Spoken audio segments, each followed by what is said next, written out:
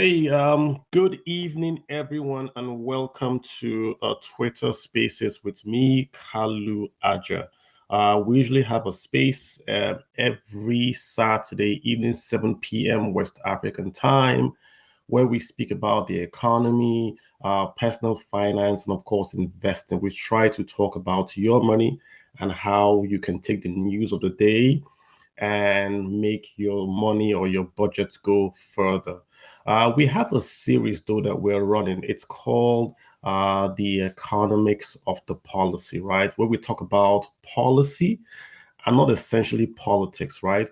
And what we'll try to do is to x-ray the economic plans um, of the candidates that are running for the presidency of Nigeria. So in alphabetical order, Bola Ahmed Tinubu, Atiku Abubakar, and of course Peter Obi. We've looked at all their comments and presentations that they make about the economy. We started off with the presentation that were made at the Lagos Chamber of Commerce and Industry, where we had Atiku and Peter Obi go there and do presentations. We covered that. We published the tweets, the podcast, and also on YouTube, which is available. If you go to the top of my profile, you can find it there and download and review. We've also had economic plans also published, which we've also reviewed and put it out there as well. We did the Bola Ahmed Tinubu presentation, I believe it was 2 weeks ago. And this week, we want to continue by talking about the Peter Obi campaign. It's called their economic pact, right? Their pact with Nigeria. So I'm just going to take the first maybe 10 minutes just to walk through what I did read. And then from there, we can open it up, and then you folks can just perhaps make your comments, and then we'll take it from there, right? So and then we'll just allow everyone else to speak or make a comment to then contribute.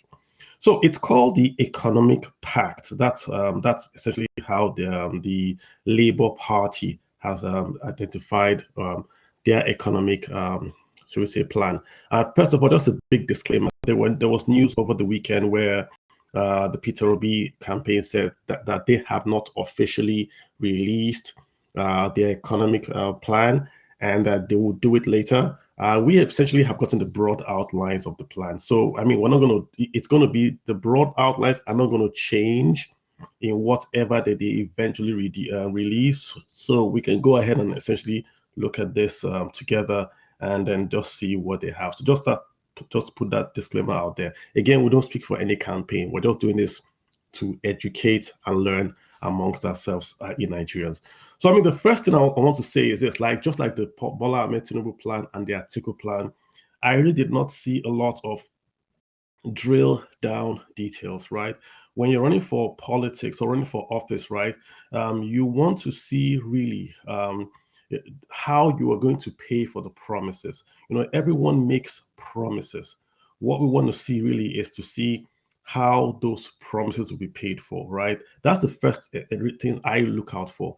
So if a government says, oh, I'm going to build this road, I'm going to build that road, I'm going to give ASU this or give ASU that, the question is, how are you going to pay for it, right?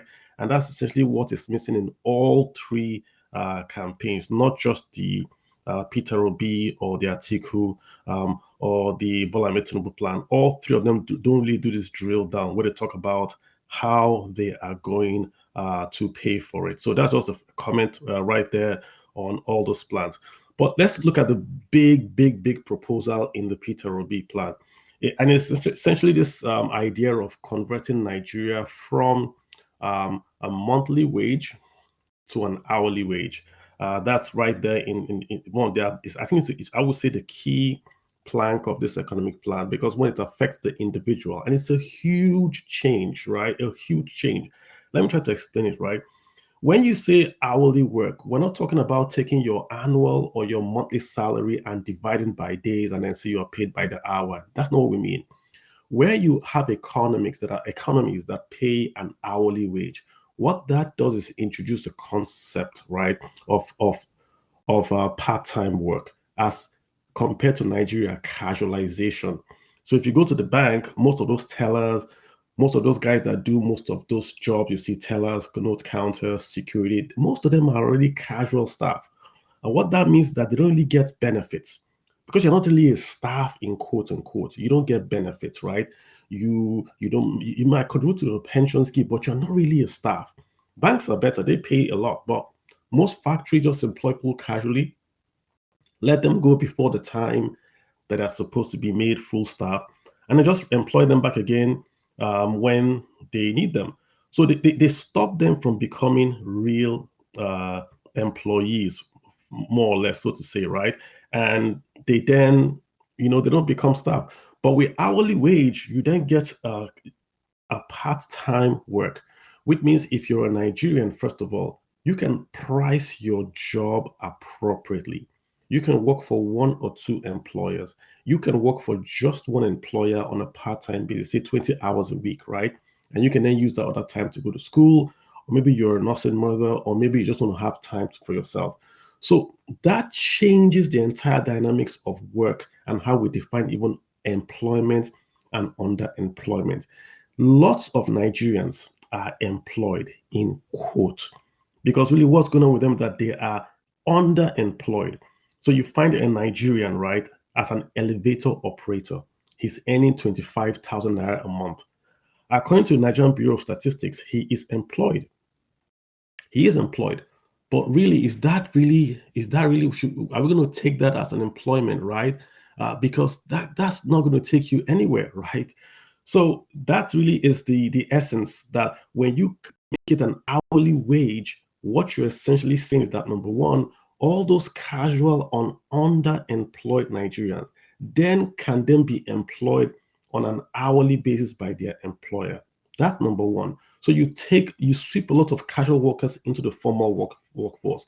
You now make a minimum wage law. Remember that this law is not, you have to pass this at the federal level, at the state level, because the federal government cannot compel states to pay. So the text of the plan is saying we are going to work with the states, right, to allow laws to be passed to move to an hourly wage. So you remove on the underemployment, you then also have Nigerians that are more flexible in their job. Hourly wage will then be set, not the monthly, but the hourly, right? So if you work on a Saturday, you get paid. If you work on a public holiday, you get paid. If you work after, say, 5 p.m. or 6 p.m., you also get paid. So the productivity of the worker goes up. The employer has to respect the time of the employee. So you get priced appropriately, right? So it's a way to increase, in quote, the take home pay of the worker without really, it's a smart way to do it. It's also a smart way to bring the younger folks in Nigeria into the gig economy, the IT economy. So you have a guy that maybe has a certification on IT, right? And that's what he does. He can now work as a sole contractor, right? And deploy his time to two or three employers legally and get paid on the same, should we say, tax ID. So you get three or four employers paying him on one tax ID. What that means for taxation is this. FIRS can then tax that individual on three streams of income. So in the current system, you only work for one employer. You only pay you to that one employer. But now you work for three employers. You can use your time for two or three, and FIRS will then tax, or the state will then tax the payee on two or three income sources. So when the states see that one person that is really, really highly trained and has two or three employers means they can tax that same person two or three times, you can then see the benefits, right, of transiting to an hourly wage structure. Employers might say it's going to cost us more, but what it does for the employer, that introduces productivity. You just can't have guys there saying, okay, your job is to sweep the street or your job is to drive the elevator. You have to create jobs, proper job descriptions, because you want to get value for the hours that you are deploying those staff. I think this is big enough for us to just have initial comments from the folks out here that want to request. So let's talk about this hourly one first, before we then perhaps go into the other part of the presentation. So I'm just going to add, I've got Prince. Hey, Prince, how are you doing? Please go ahead, sir.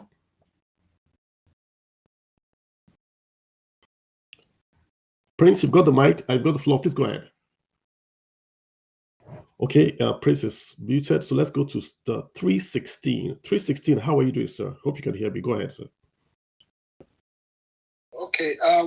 my concern about this, what you just explained, is how are they going to enforce it for private companies, hotels, different small-scale businesses? Are they going to enforce it and make sure that this is going to happen? Or you pass the law and it becomes optional? You have the option to do monthly or hourly. I don't see how they're going to enforce it immediately. So that's my concern about it. But it's I think it's a way of increasing the value, the earning power of Nigerians. Because you cannot say, okay, eventually the minimum wage will go up if it's converted to an hourly payment. But I don't see how they're going to enforce it. So I'm still listening. I want to hear people's ideas to see how they're going to enforce it to transcend all the companies, or both private and public sectors. So that's my really concern. I think that's a great comment. And I think 316, that the implementation, I think, is the easiest part of the whole law. Because look at what I just said. If the states see the incentive, it's the exact same thing they are doing today. You would have to pass a minimum wage. Right now, we have a minimum wage per monthly, right? So if you pass an hourly minimum wage and say, okay, per hour is, let's just say, for example, 50 naira, it's the exact same thing. You would then have a timesheet, and then you can come to work 8 to 5 or 8 to 4 or 9 to 5, whatever it is. And that's how you get paid. You clock in, it's submitted, then you get paid. So your salary is based on the hour, not on the day or on the hour. Exact same thing. You have to then work on the hourly minimum wage. That's going to be a federal law. And for the federal government, we'll say maybe all contractors that deal with the federal government would have to adopt the federal minimum wage. That will then mean that everyone that deals with the government, right, has to adopt it. Some states will then have to say, well, if this is happening at the federal level, we could domesticate that law also in the states. Just like how you have in the United States, right? It's 7.25 per hour, but it's a federal law, right? Some states pay 15, some still pay 7.25, right? And that, I think, is going to be the way it's going to be. So I think the implementation is really the easy part of it. The harder part is explaining what it means to Nigerian workers, that now you are being timed. You can't have someone coming on your hour to say, hey, make I just come check on you now. How are they for this office? That's going to go completely. Hey, Prince, you got the floor. Go ahead, sir. Thanks, 316. Okay, thank you, Carlo. Thank you for having me, and good evening, everyone. And I'm happy to be on this space. My contribution is that I think it's a very, very brilliant idea. It's going to be revolutionary, and it's going to increase productivity. It's not just maybe increasing the minimum wage. It will also ensure that the employer of labor gets the actual work that he's paying for, because when you see people being paid hourly, then there will be a greater deal of monitoring and assessing what the person is working for, because you might even have 2 or 3 people coming in for the same session of work, depending on the specializations or what you want them to achieve.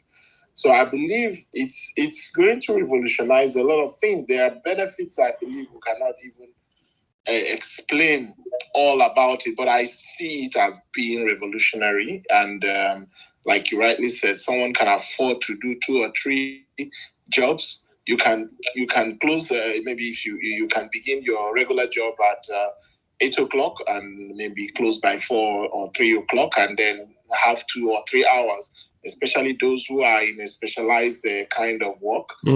So I believe it's a wonderful idea, and in fact, I can't wait, you understand, to see it being implemented, because it gives more quality value and puts a lot of sense into what it means to work. Because this monthly thing, we are always talking of one session doing this.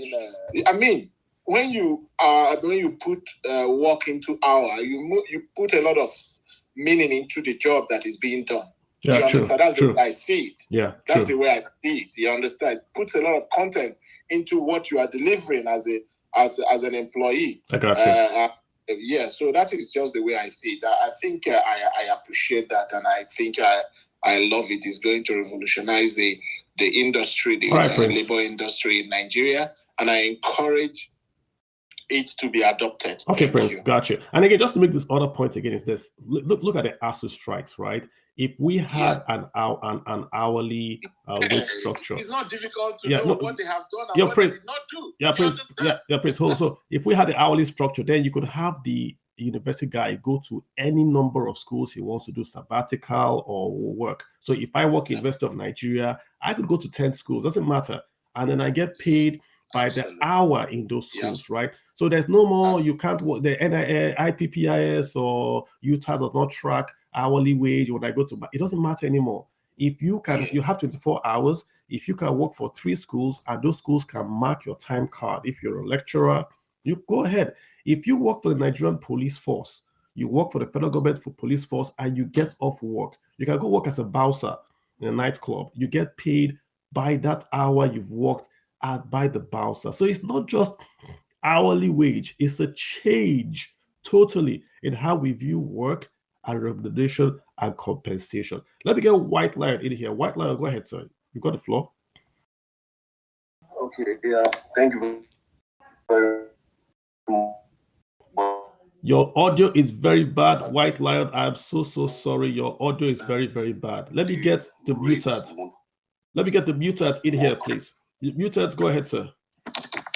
Hey, Carlo, what's up, man? I'm very, very well. How you doing, sir? Yeah, great space, man.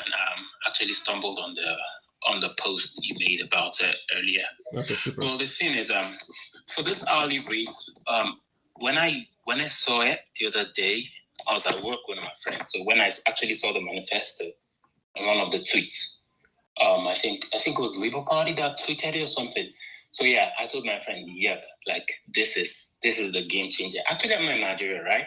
So I'm abroad. I study here and I'm working here now, and that's the system here, right? So the thing is, it's the hourly rates. Though the rates vary, it varies from place to place, right? When you go to like the capital city, it's higher there compared to the other parts of the regions of the country. So for me, I think it's a really welcome development if the Labour Party gets on board and they implement the policy. And like you said, it's really going to bring about productivity. Like how it works here, like, okay, sometime I work like a couple months back. What's that? Okay. I was late for a couple of times and it really affected my pay, right? So I told my friend, like, yo, bro, this is not going to work. I just have to sit up. So what I do is I had to like set my alarm, and not just set my alarm, I had to be really, really cautious. Once the alarm goes off, once it goes off, I have to get up and, drag my ass and get ready for work. Because you get paid by the time. Yeah, exactly. So all the underemployment, the lack of just basic lack of productivity at work. When you get to work, then you go for lunch for 2 hours, then you stroll back in. Like fella had a song, you come back, you comb your hair, then you say next.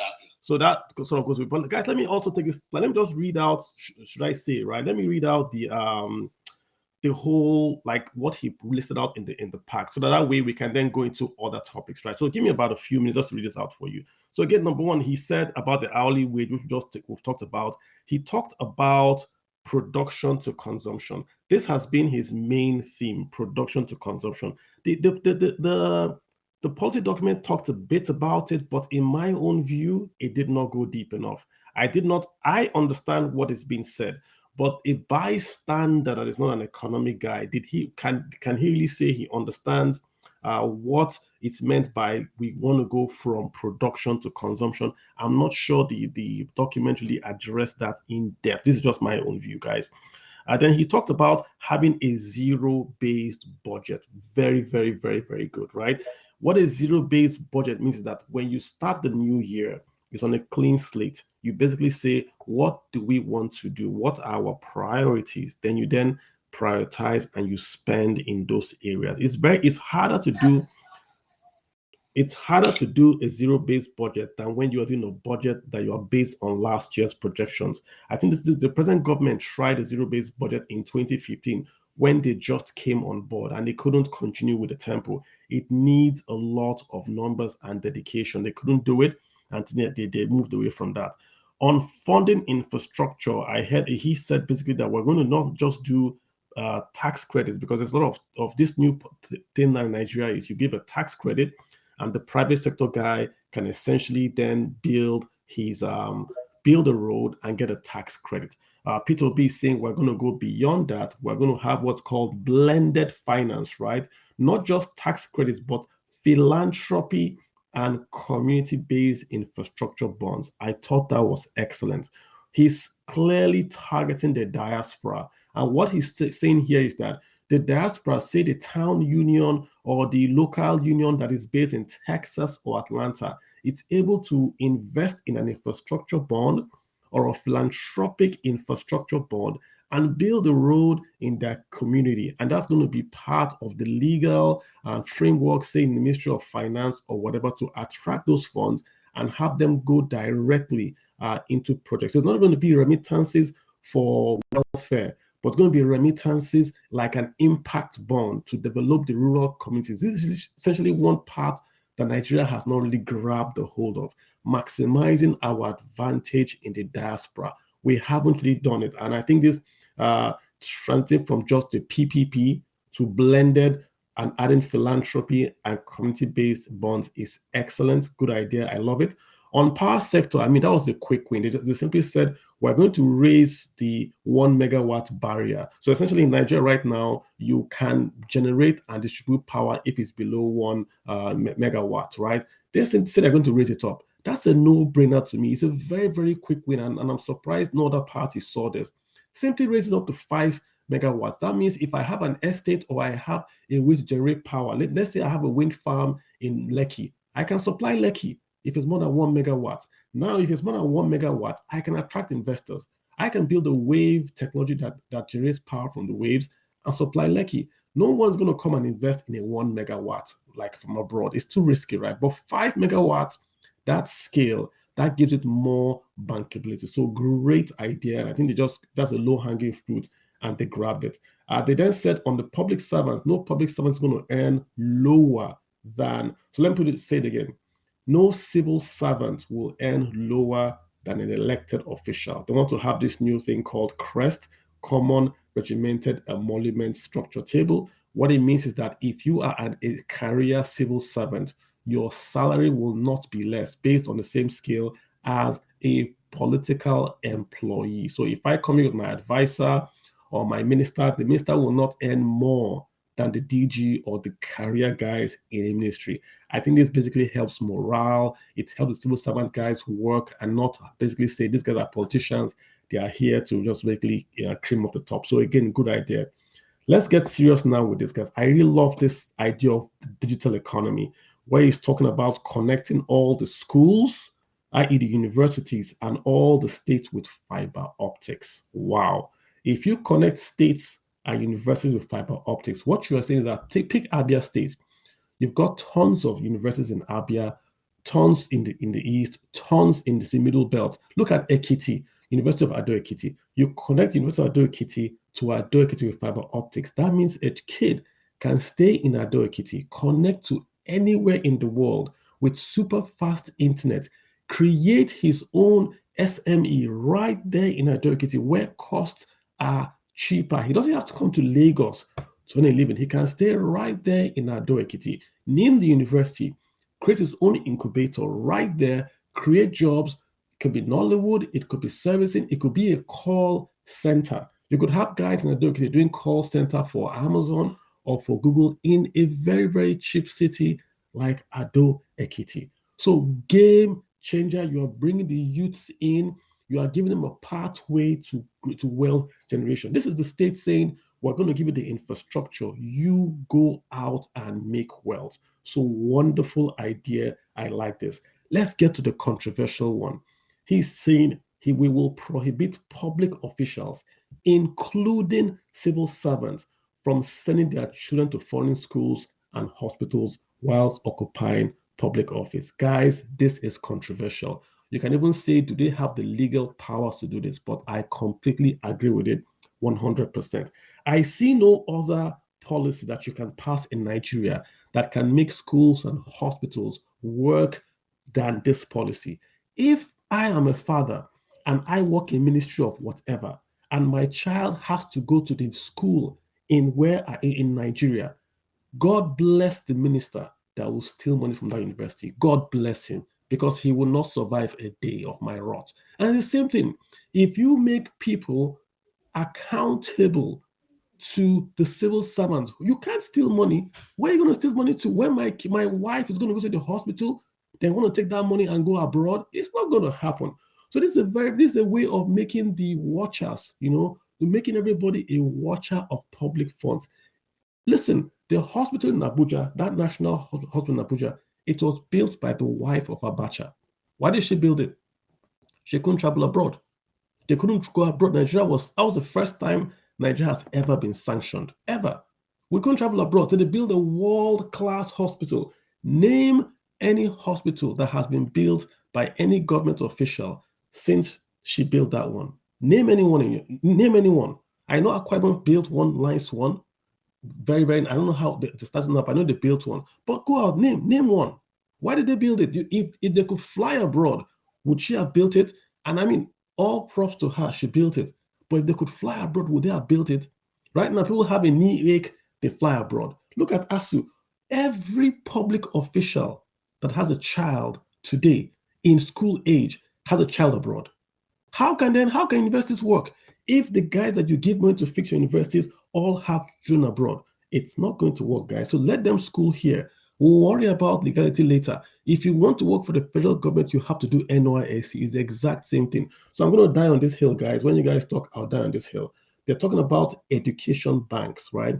To set up for student loans. I like it. I don't think we need a bank. What we did is a fund. So just have a fund. I don't know how it's going to be funded. You can do LNG, you can do taxes, but create a fund and then simply tell all Nigerian students you can get access to that fund if you have admission. I've written about endowment policies. I wrote about a fund like this. It's very easy. You start when a child is born. Simply say this: if your child is born and you register that child, the federal and the state government will donate 500,000 naira into an account. Call it the Education Savings Fund. When you are born, so the child is 1 month to 5 years, open the account, give it to a PFA. The PFA runs that account from when you are born till when you are 18. When you are 18, those funds would have grown because you haven't withdrawn it. That could form the basis of funding this education bank. So I think we can do work there, but I like the idea that we can then create students' loan. What student loan mean, guys, is this: every university knows that you can pay. So because I know you can pay, I can go and build a university because I'm sure that you can pay. Once I'm sure of my market, I've solved 90% of the problem. That's how we have to think. The government should not fund education. The federal government should fund tuition. Big difference. So I like that again. Let me see. I think that really it's some things that I just saw that I think were highlights. So let's go back to the guys that want to speak. Kevin, you've got the floor, sir. How are you? Kevin, please unmute, sir. Good evening, Carlo. Hi. How are you doing? Good evening. I'm very well, thanks. Good. I'm a little bit under the weather, but fine. Oh, sorry about that. Good evening to everyone. Thank you. So earlier this week I went through the document, and my immediate concern, which is the concern I've shared a number of times, is on the budget, the financing of the country, because it's very good to make promises, but you need to fund the promises. Anybody can make promises. True. The question is, how do we fund? For those of us who might not be aware of what the current very grim reality is, let me just paint a brief picture.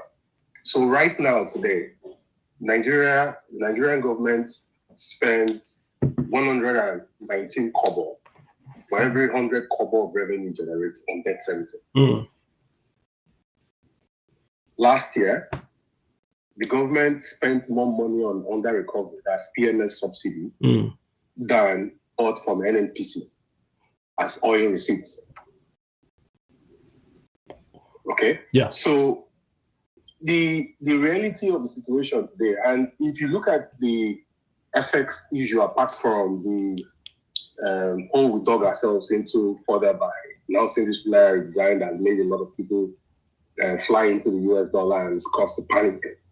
if you look at the FX situation, you realize that there are 4 major ways through which Nigeria gets FX. One is FDIs, 2 are NXP proceeds, which was the reason why CBN came out with the ROT 200 program.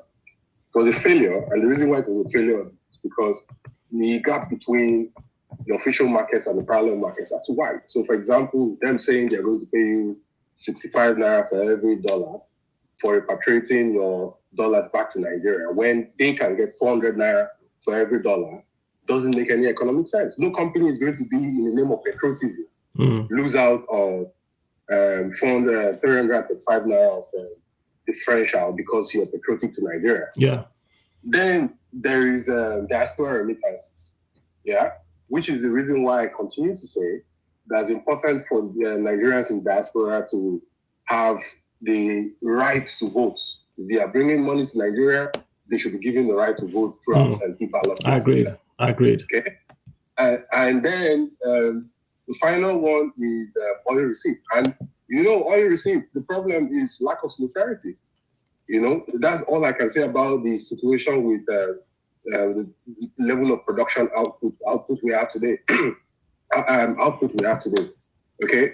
The terminals, the petrol export terminals Nigeria has, they are still using dipstick. And the reason why Nigerian NNPC is intentionally using dipstick is because they know that if they steal crude oil, nobody. Yeah, Kevin, say it so I understand what you're saying. We're not measuring the amount of crude oil we export. We're just putting a stick into the well and saying it's 10 meters. There's no digital measure. Say it so people can understand exactly what you're saying. Exactly. There's no digital measure for you to track the amount of oil that comes in and the amount of oil that goes out. So what happened is that, and this is the reason why when I was writing, I was part of 30-man team that wrote the document, the ProShare document on the anatomy of crude oil theft. Anyone who can lay hands on it, they can get it. I discovered that the oil theft in Nigeria is so sophisticated and organized that the militants in the creeks don't have that level of intellectual capacity to do it. When you talk about hot and cold pressure technology for stealing crude oil, you tap into high pressure pipes and depressurize the pipe, divert it. You need the connivance of the people in the control tower of these companies to be able to go, because as we speak, the oil companies, NNPC, they have control rooms where they track and they're able to tell all the tapping points. So how can you tell me that people are stealing more than 1 million barrels of crude oil a day and you don't know that these are the tapping points? Okay, Peter. So Kevin, let's take it home so I can get others in here, right? Yes, in taking it home, and this is the reason why I say that, look, a manifesto is good, but you need another 500 to 600 pages of policy documents that gives the how. I'm concerned about revenue, because as we speak today, the government does not have revenue, and this is the reason why Moody's has come out to downgrade Nigeria.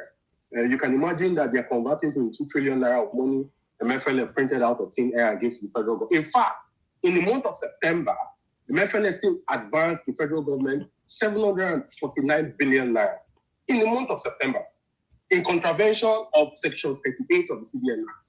In fact, that money that he advanced in September is even more than the statutory limit set for the CBN Act that the CBN can give the federal government. Converting it to 40-year government bond means that the ratings companies will downgrade you because any hole, that large hole in the balance sheet of the central bank, poses a systemic risk to the Nigerian economy. And you can see that has led to the downgrade of 9 banks. It has also led to the downgrade of 3 companies. Dangote, IHS Towers, and Seplat was just downgraded like 30 days ago. I expect that because of this currency crisis we have today, where pounds has crossed 1,000, dollars is touching, is hovering around 900 naira.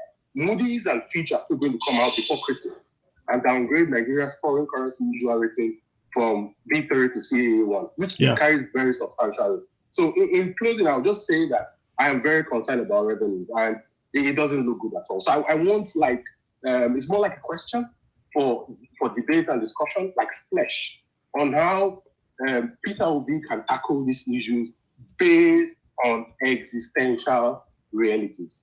Thank you. I think Kevin, that's a good point. And again, like I said at the very, very top, I've looked at all three, not just their policy documents, but even their comments when they went to the LCCI.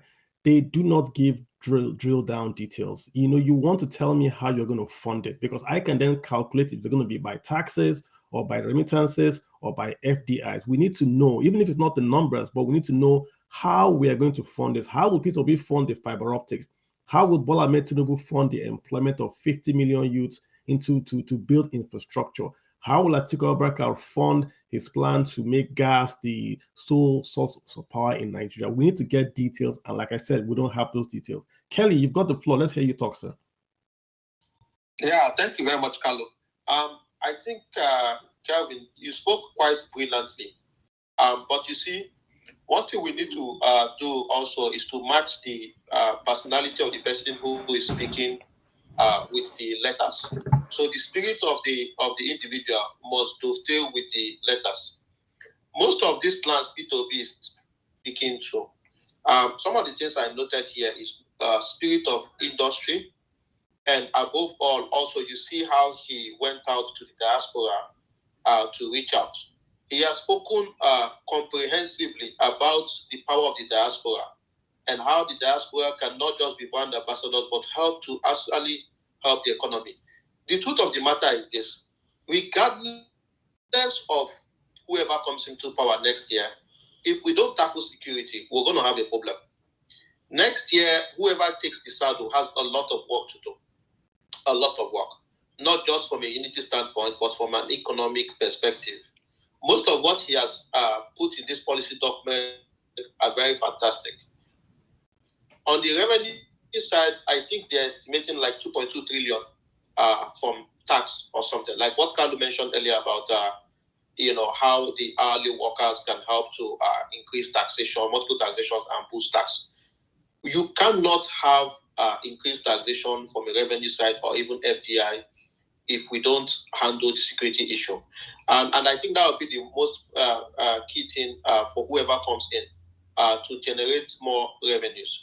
But why do I personally believe that he is the better candidate is because we've seen him go to diaspora, talk to people, try to build that trust and loyalty, speaking to them about the same vision, trying to court people in London and Germany and all these other areas.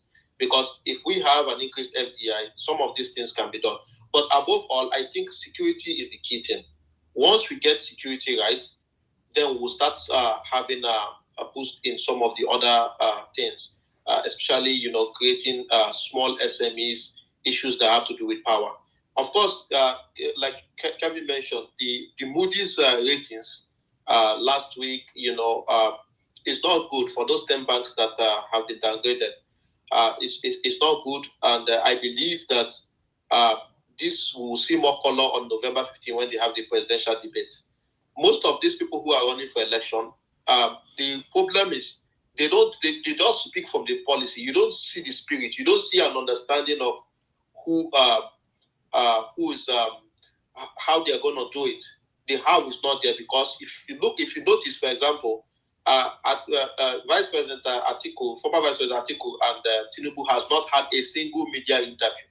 So, I'm not here talking politics, but the truth is, if you can't be asked questions and you cannot crystallize your ideas and answer these questions directly from those who are interviewing them, it's going to be very hard to build trust that they know what they're going to do. And that's what happened to Buhari. Buhari avoided a lot of camera interview during this process.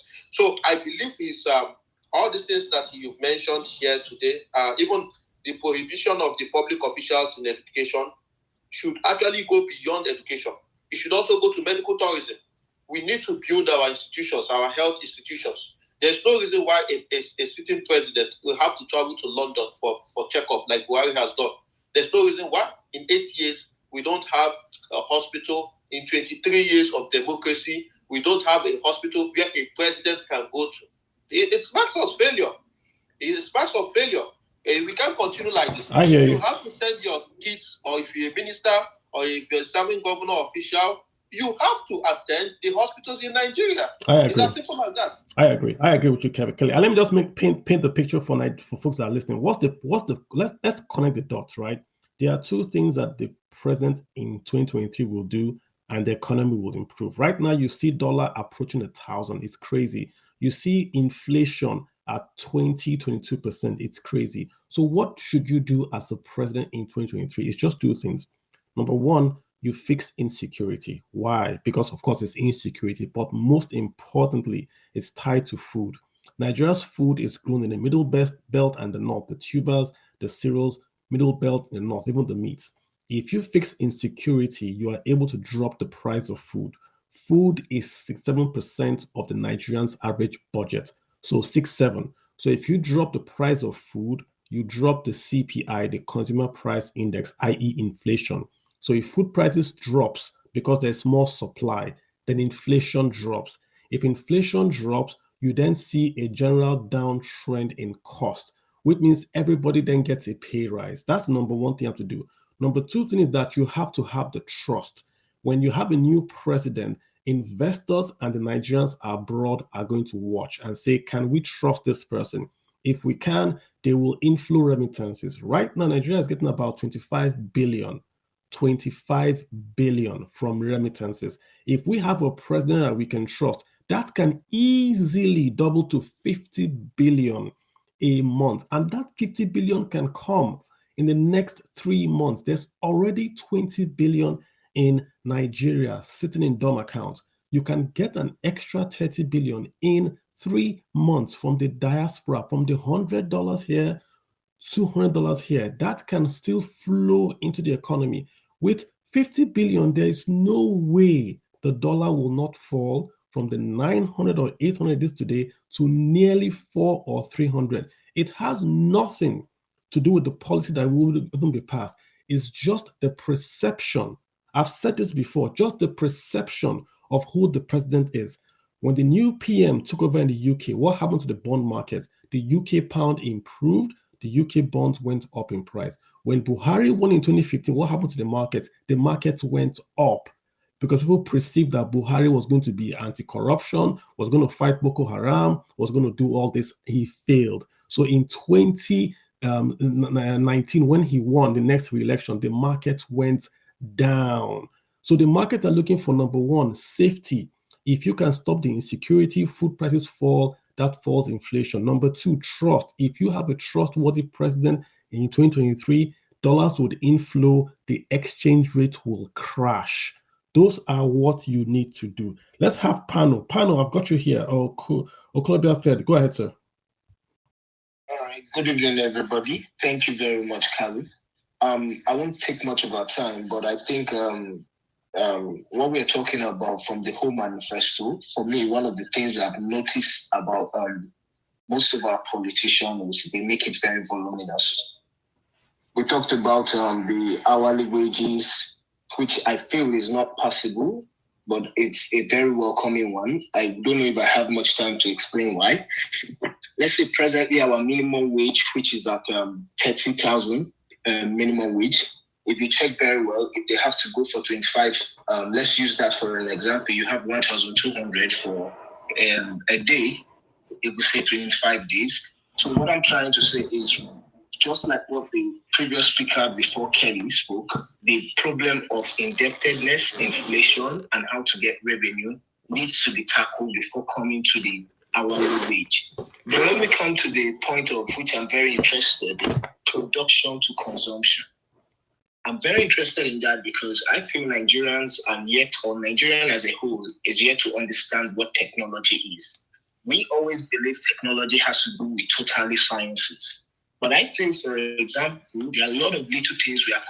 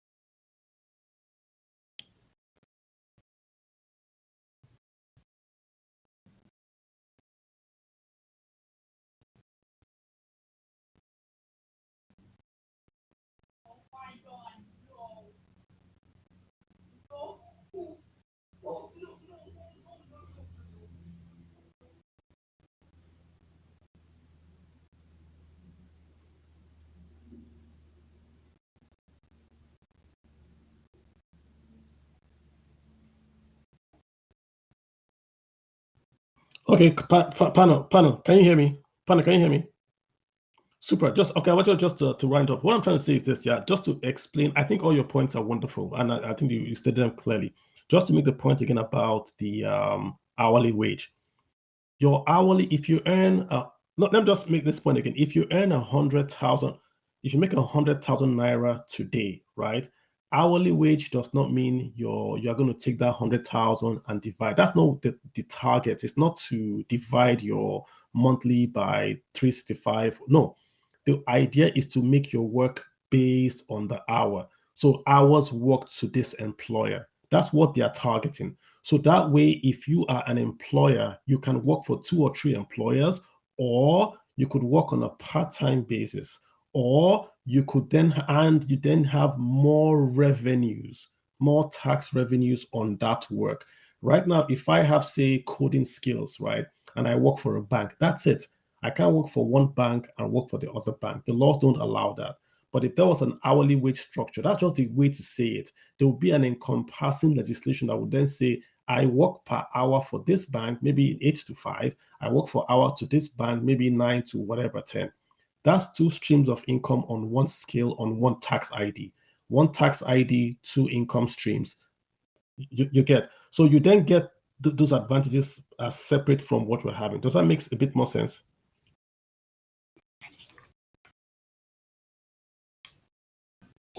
Presently, what I'm trying to say is, if, for example, it's a very good one what you said, but what I was trying to make you, or my own point is this: already, most people in Nigeria, apart from people working in NMC, PPC, they are already, the majority of Nigerian workers are already underpaid, and most of our employers use this as an advantage.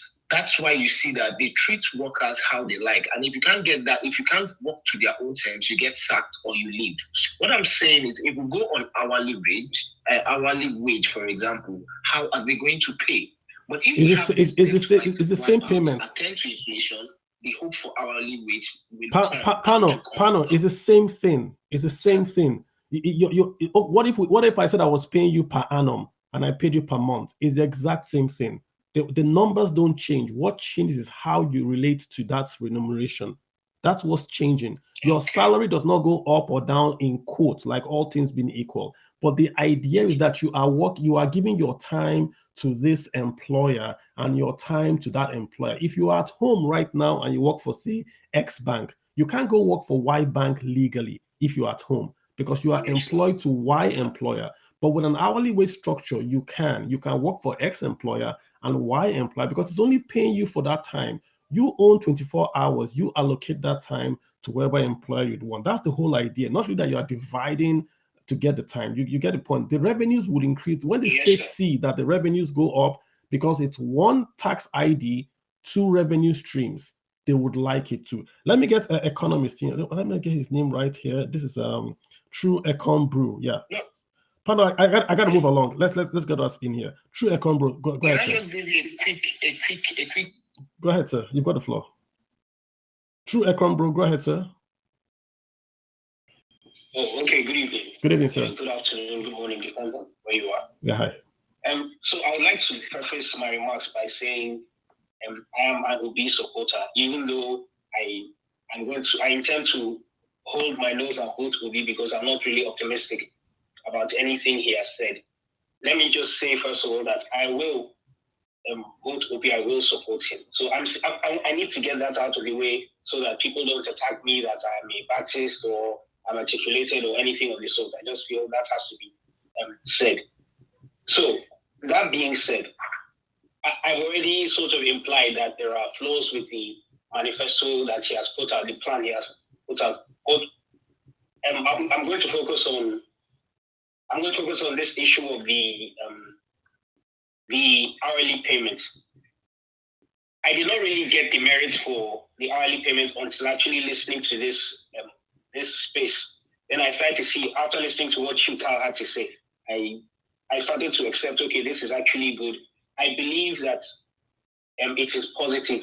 However, here's my contention. One of the speakers, I can't remember who, maybe the second or the third person to speak, spoke about how it will be rolled out and making it mandatory for federal and state workers and even the private sector. Now, that is what I have a problem with. I believe one thing that happens in economics is that we tend to look at the effect of a policy rather than looking at how do I put this?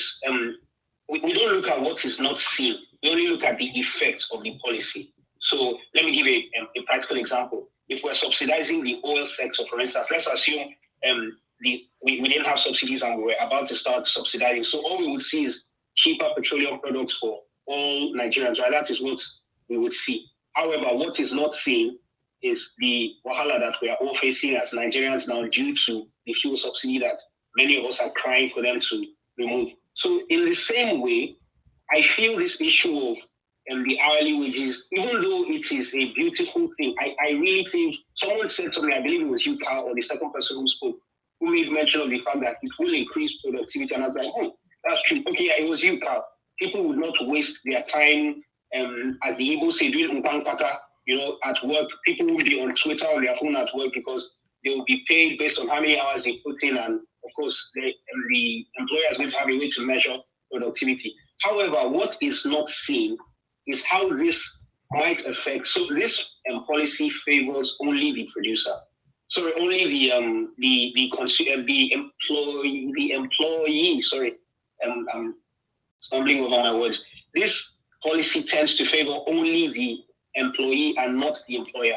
I don't think we have considered how this will affect employers. Could I jump in? I could hop in real quick for you. Look at it this way, right? Let's say I own a shop and I sell my goods during Christmas. I own a shop in Alhafia. People come to Alhafia every Christmas, so I get a lot of demand in Christmas.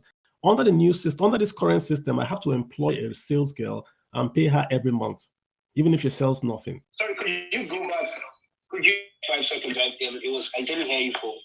If I have a store and I get demand in that store January in the December month, say October, November, December, I have to hire a sales girl. I have to pay her every month, even if she makes no sales.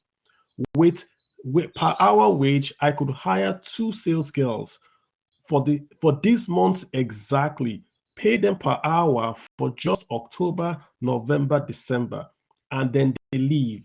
For me as an employer, I can plan my wage costs. I can increase my staffing according to demand. So I can employ you per the hour and I let you go at the end of the hour. I don't have that. I don't carry that fixed cost of an employer.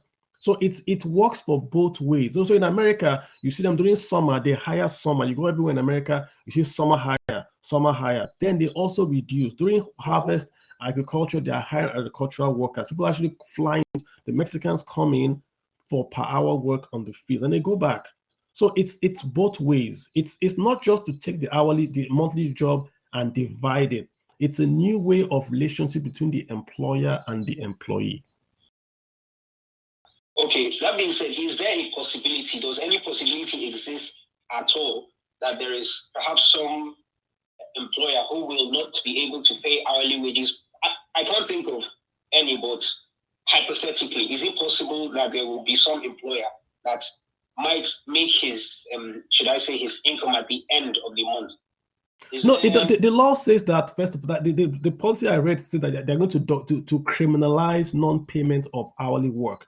So the law is saying that they're going to introduce, will say, if you don't pay, it's a criminal offense, number one. And number two, it's easier to get paid by the hour. Like in Nigeria, labor is so cheap. So we take it for nothing, People just call some guys, hey, go and cut that forest, and they give them 100 naira. Oh, go and do this. Just get out workers in Nigeria. Labor is so cheap in Nigeria that sometimes it's abused. You see people who go, park carpenters, they go and do day laborer work, and then they give them 100 naira and gala and lacasera. That's their salary.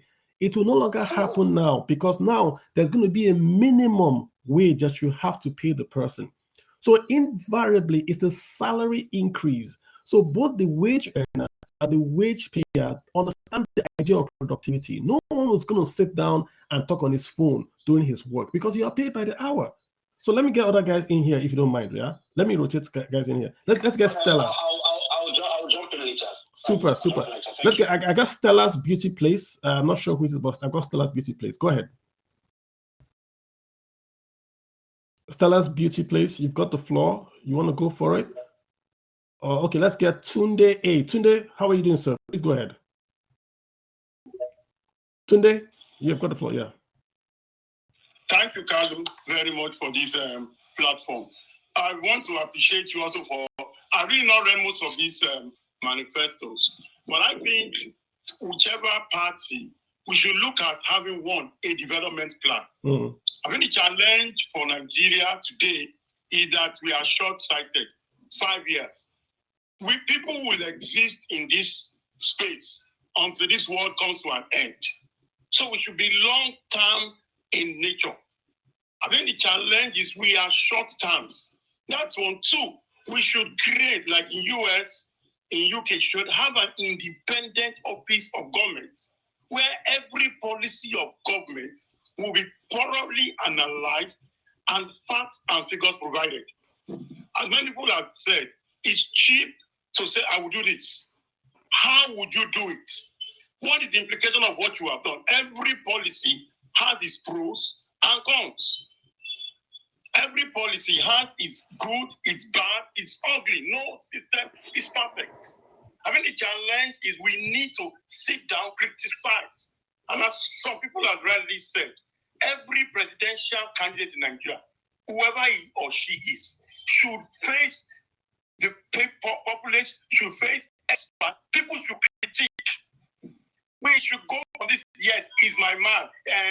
Whatever what we say, he's my man, he's from my place. Whatever anybody does as the president of Nigeria, we should not realize we would all be affected. Insecurity and whatever, tribalism, we are all affected. So we should own the process.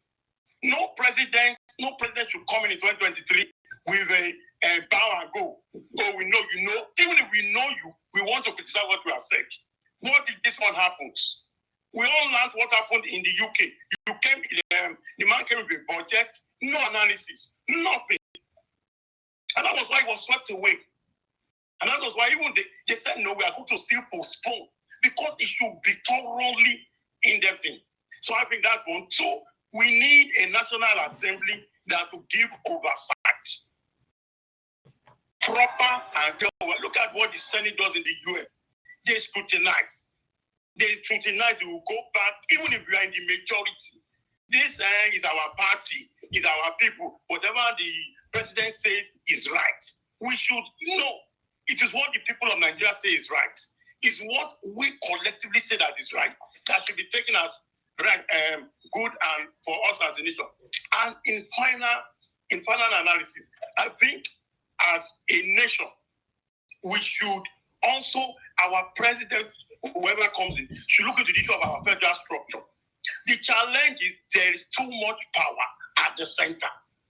And most of the states just look up to the center for everything. Everything. And so the center, the states which should be the engine room of development in this country are left to do little or nothing. Most states are just there to collect allocation and pay workers. There is no development. Development is more than paying staff salary.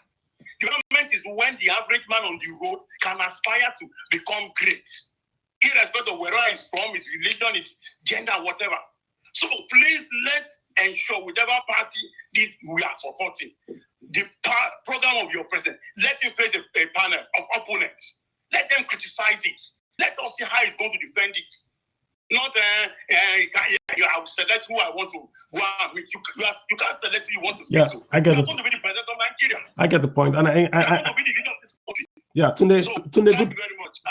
Yeah, good point. Again, I just want to emphasize something today. I said it's very important that you ask questions. That's why I'm doing this stuff. It's very important that we ask questions. Let's ask questions.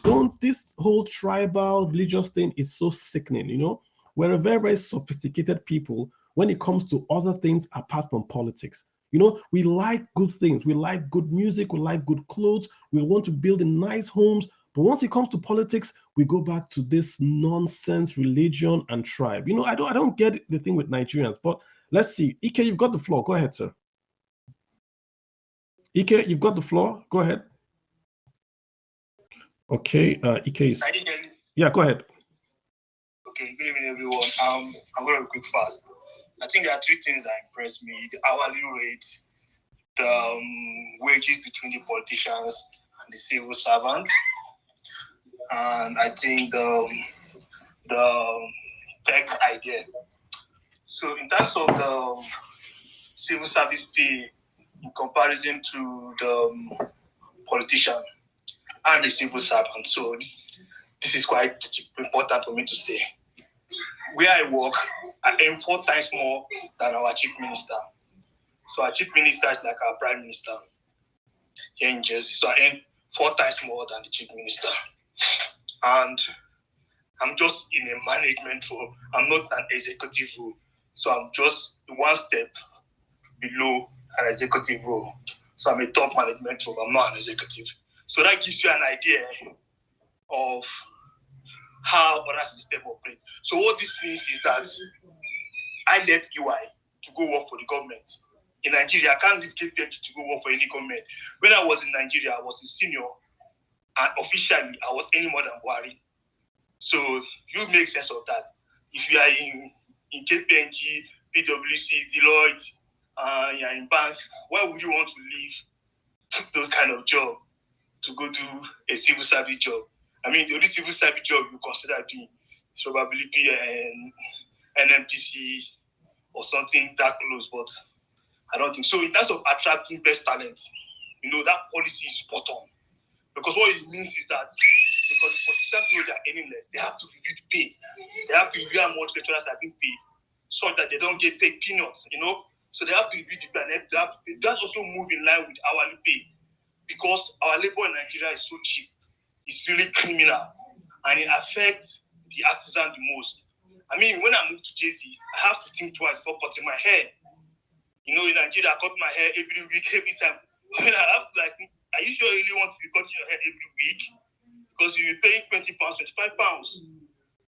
And it's not as if those guys are charging us those much, but they have to earn a living. So just because I'm a barber or I'm a shoemaker or a shoe polisher or whatever I do, whatever it is that I do, I should earn a living. A living that is, that is decent. I should make a decent life out of it. It doesn't matter what it is I do. And I think at that point, for all those that are against hourly rate, please just go back and think twice about it. And whatever reason that I say you will not work in Nigeria, Nigeria is not a vacuum.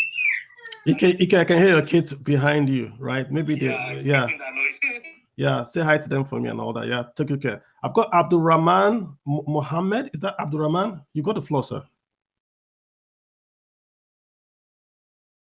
Abdul Rahman. Going once, going twice. Let's get Mr. I don't know. Let me get the name correct. You guys have to have nicer Twitter names. I've got Colery Consult. Coler Consult. Dabire. You meant to say Dabire? Sorry about that. Appreciate it. Go ahead, sir. Yeah. What I have to say, upon the hourly rate proposed by Bitobi, when we come to look at these things, if you look at that, you also look at there's something else he proposed, the crest. Yeah. Which means he's trying to put it at like in Canada they call it income level, NOC. Could I have you speak up a bit, sir, if you don't mind? They call it NOC. So a kind of every level of job is graded, on certain scales, certain qualifications. You don't really have to go to university to make the topmost. Everything like the crest that proposed. And when it comes to hourly rate, it's something that drives productivity. Productivity in the sense that when we say hourly rate, then you put it, okay, let's say Nigeria might say 150, 200 per hour. 200 per hour. Then that guy on the street that is doing shoe mechanic knows that, okay, for me to survive and live comfortably in Nigeria, my shoemaking must be making me $200 per hour. Then by so doing, that guy is going to earn a living because for you that wants to shine your shoe, he will price you in a way that he will be able to make $200 per hour. Everybody knows this is the rate. You know, but at a monthly rate, everybody is just living. You know, you don't need people work 24 hours and they get paid what they should be earning in 1 week. Yeah. You know, but at hourly rate, the company plans better. The company plans better. Okay, since we can't afford 20 workers, we can afford 10, and we can keep them for 8 hours. And if when we keep them for 8 hours, we make them do more. And when they stay for 8 hours, you know, we supervise them and make sure they're doing actually the job. You know, civil servants don't show up whenever they want. Call their friends to sign them in.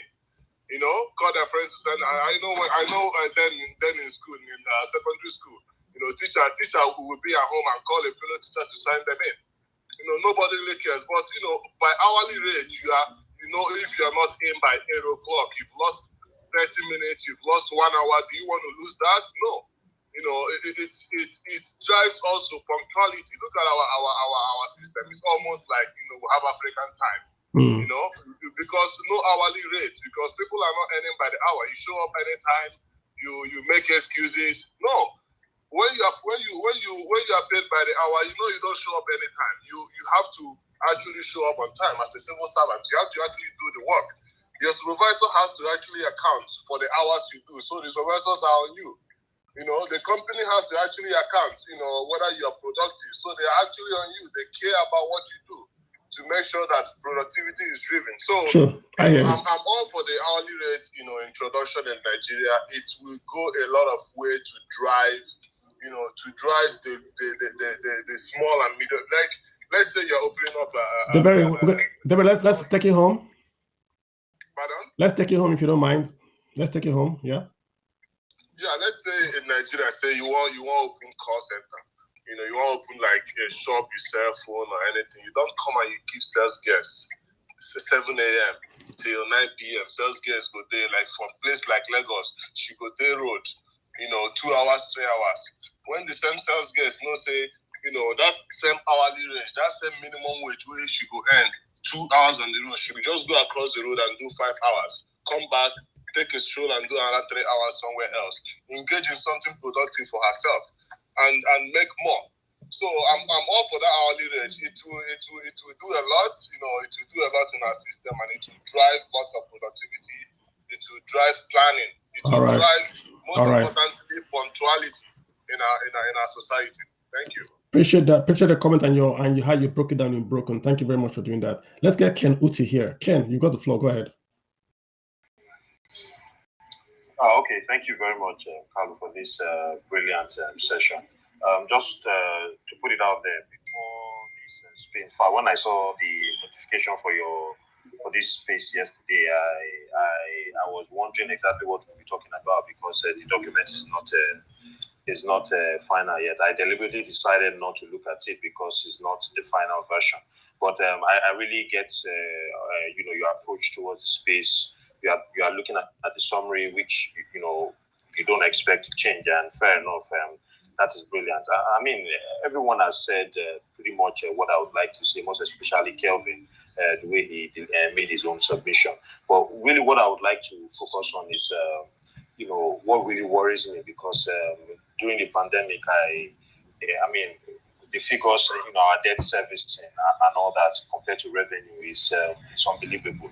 And what really worries me is how we are going to generate revenue. Whoever is going to come in will have a tall order. I mean, this policy document, that is what we should be seeing.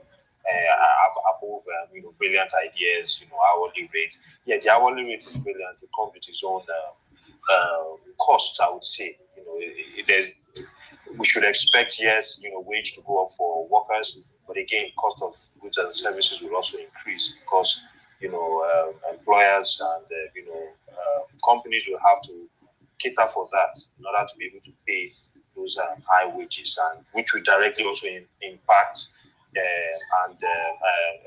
in terms of the efficiencies we see with our lawmakers too. Whether we like it or not, directly or indirectly, this will lead to the birth of part-time legislating in our you know, lawmaking in our system, which would be good, it's right? Brilliant, but yeah, which would be good. I mean, we've been talking about how to get that into Nigeria, but indirectly, this this will definitely make it happen if we are able to pull it off. But again, what worries me is that revenue. How are we going to get revenue? Honestly, Ken, honestly speaking to you, I don't think revenues, and I'm being very honest, I don't think revenues is the problem in Nigeria.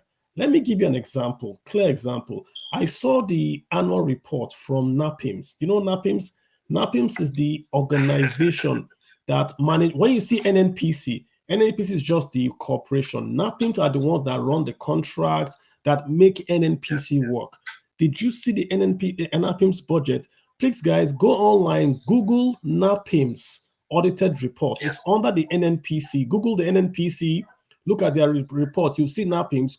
Google NAPIMS. These guys are spending 89 billion on, is it PR? Look how much they're spending on PR, 89 billion. You see postage. Look at what they're spending on, just wasting money. All you need to do, for me, is if you come as a president, yeah, you simply call all the MDAs and say, all the MDAs, I want you to increase your revenues by 100%, all of them. But I want you to cap your expenses at 25%. If you can't do it as a CEO of this MDA, just resign now and go.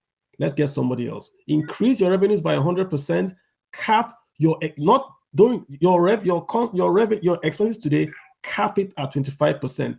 If you can't do it, drop your letter. Let's get somebody else to do it. There's no fight in this matter. Revenues in Nigeria need to go up, but the waste is the problem. No. I mean, you said it all. I was actually heading to that point, of saying that we actually have the capacity to generate this revenue, but who, permit me to say, would have the balls to come and make these needed changes that we really desire in this country? That's a good question. I think that's a good question. And that's a good question. Who do you think, sir? You don't have to answer the question. I don't see the guys from the major political parties doing that. I think there's one guy that can do it, but I'm not going to go there. But I think you need a disruptor. You need a guy that can go in there and spoil things. Yes. You don't need a guy that has been there before or people owe him dues, or you need a guy that was going to go into that Nigeria and quote unquote peaceful scatter. Just scatter things. Go to NAPIMS, fire everyone in top management there and say, we're going to run this place like an MDA for the Nigerian people. How all the crude oil we sell goes to pay salaries of civil service workers. All. What kind of nation is this? God gives you crude oil, then only civil servants get there from crude oil. Only them. Let's get Kosi in here. Let me get someone in here. Let's get Kosi in here. Ken, thanks a lot. Kosi, you've got the floor, sir. Hello, Carlo. How are you doing? I'm very well, thank you so much. Carlo, it's quite a good space we're having today. But surprisingly, you asked that how are we funding this, how are the politicians funding these promises they're making. So I'll remind you, my candidate is Obi, and I'll speak for Obi. Obi said something that instead of you to look at his paper, look at what he's been saying. One thing he has always said, always said is that the main thing is cutting the cost of governance. If we are to be, can you hear me? I can hear you. Yeah, if we are to be, truthful to ourselves, just as Ken said, Obi probably was one of the people that emphasized the money we are losing through NNPC and the money we are losing through the pipelines that we don't know where they are running to. So if it's about him having the balls, if he has the balls to say it, he also has the balls to execute it. Now, there are two ways we can create revenue. It's either we reduce expenses or we increase income. So by the time we reduce this expense that comes from cost of governance, there's already lots of money coming in. We're not talking about only NAPIMS. We're talking about the guys in MPA. We're talking about the guys in mineral resources, undeclared profits. In fact, unmonitored profit, not even declared. It's not monitored, talk more of declared. Now we're looking at allocations that goes to people's pockets straight up. Now, using the pay per hour, I've been hearing people talk about this. And when I try to explain to people, I use AWS and Azure. Now, companies in tech, many of them are actually moving to AWS, where you're able to pay for the data, for your data storages per the time you use it. Because yearly subscription, monthly subscription are way more expensive. For private sectors, paying monthly salaries are very expensive. For the person that is asking how it is going to benefit employers, it's very expensive in the sense that if you pay me per hour and I produce 100 blades of razor in an hour, I know that I'm producing 100 blades, and then in that hour, if I'm making like 500 selling that razor blades, and I pay you 100, it's a good deal for me. So now they are going to make more profit. Secondly, it's going to increase productivity in the sense that now producers we see need to have a night shift. In Nigeria, at night there's no production. A whole 12 hours, no production. In fact, a whole 16 hours, we run 8 hours production basis in Nigeria. You start by 8, you close by 4. So that is going to increase production massively. Thirdly, let's look at ghost workers. I was very NPC for some time, and like you come into an office, year in, year out, you see an empty desk. If they are clocking in, if we use a key card in many of these ventures, you won't be having those empty people collecting salaries. Probably those people, they are not even in Nigeria. They are not even in, like, many of them are not even be existing. But this is Nigeria where everything goes, actually, so nobody cares. Then let's also look at private sectors, for example, people calling sick, whether they are sick or not. If you are paid per hour, people that have gone to study in the UK, in the US, in Norway, Denmark, they know these things. Let's not act like it's not been to civil society. Society. If you are paid per hour, even when you are sick, you find a way to get yourself to work because you know you have to earn a living. But in Nigeria, it's raining, you call in and say, oh, I'm having this. And then some people call in sick for 1 week. And then we ask why we are not producing. I got you. For us to attain balanced equilibrium and leave this equilibrium, we actually need to increase our production. And P2B is spot on that policy. It's very spot on. Then let's look at another thing is making policy. Another thing is the cobra effect that policy is going to, awake. In Nigeria, we have smart people. The Nigerian populace are far smarter than the government. You can't compare. You see the CBN policy, some of them are good, some of them are bad. But the thing is, you create a policy, like just the last one the CBN governor made, he created a panic. People are rushing to the BDC, and now the bounce back effect is to arrest BDC. It makes sense to us, in quotes. Now, let us also look at the 5 naira per dollar policy. Good policy in quotes if it's meant to bring in, foreign remittances. But this is still Nigeria where people are far smarter than the government. What do people do? They revolve this money among themselves. They make more money. Look at the NSP from A-rate, the thing the CBN also created. So you are talking about people that are way far smarter than the government. So you are looking at a government that you are looking at, if you are talking about government of choice, if you are looking at the manifestos, we are looking at whose government it's not about the politicians now. It's about tackling the smartness of Nigerians, which includes the politicians. So, like, for me, the pay per hour is the number one game changer Obi is bringing. The second thing in that manifesto that I can point out is where he talked about improving the funds for SMEs. Because the thing in Nigeria, we have funds. It's surprising to tell people that we have what they call National Housing Fund. You can actually access money to, borrow money to build a house if you're earning if you're in a particular level. Carlo, you can agree with me with that or clarify me better because I'm not so sure about that, but there is something like that. But in Nigeria, these funds are not accessible. You have the Bank of Industry funds. Are they accessible? No. So the thing is, Obi have also spoken about how do we make these funds accessible? Because if these funds are accessible, there will be production, GDP growth. We start attaining budget surplus in maybe the near future.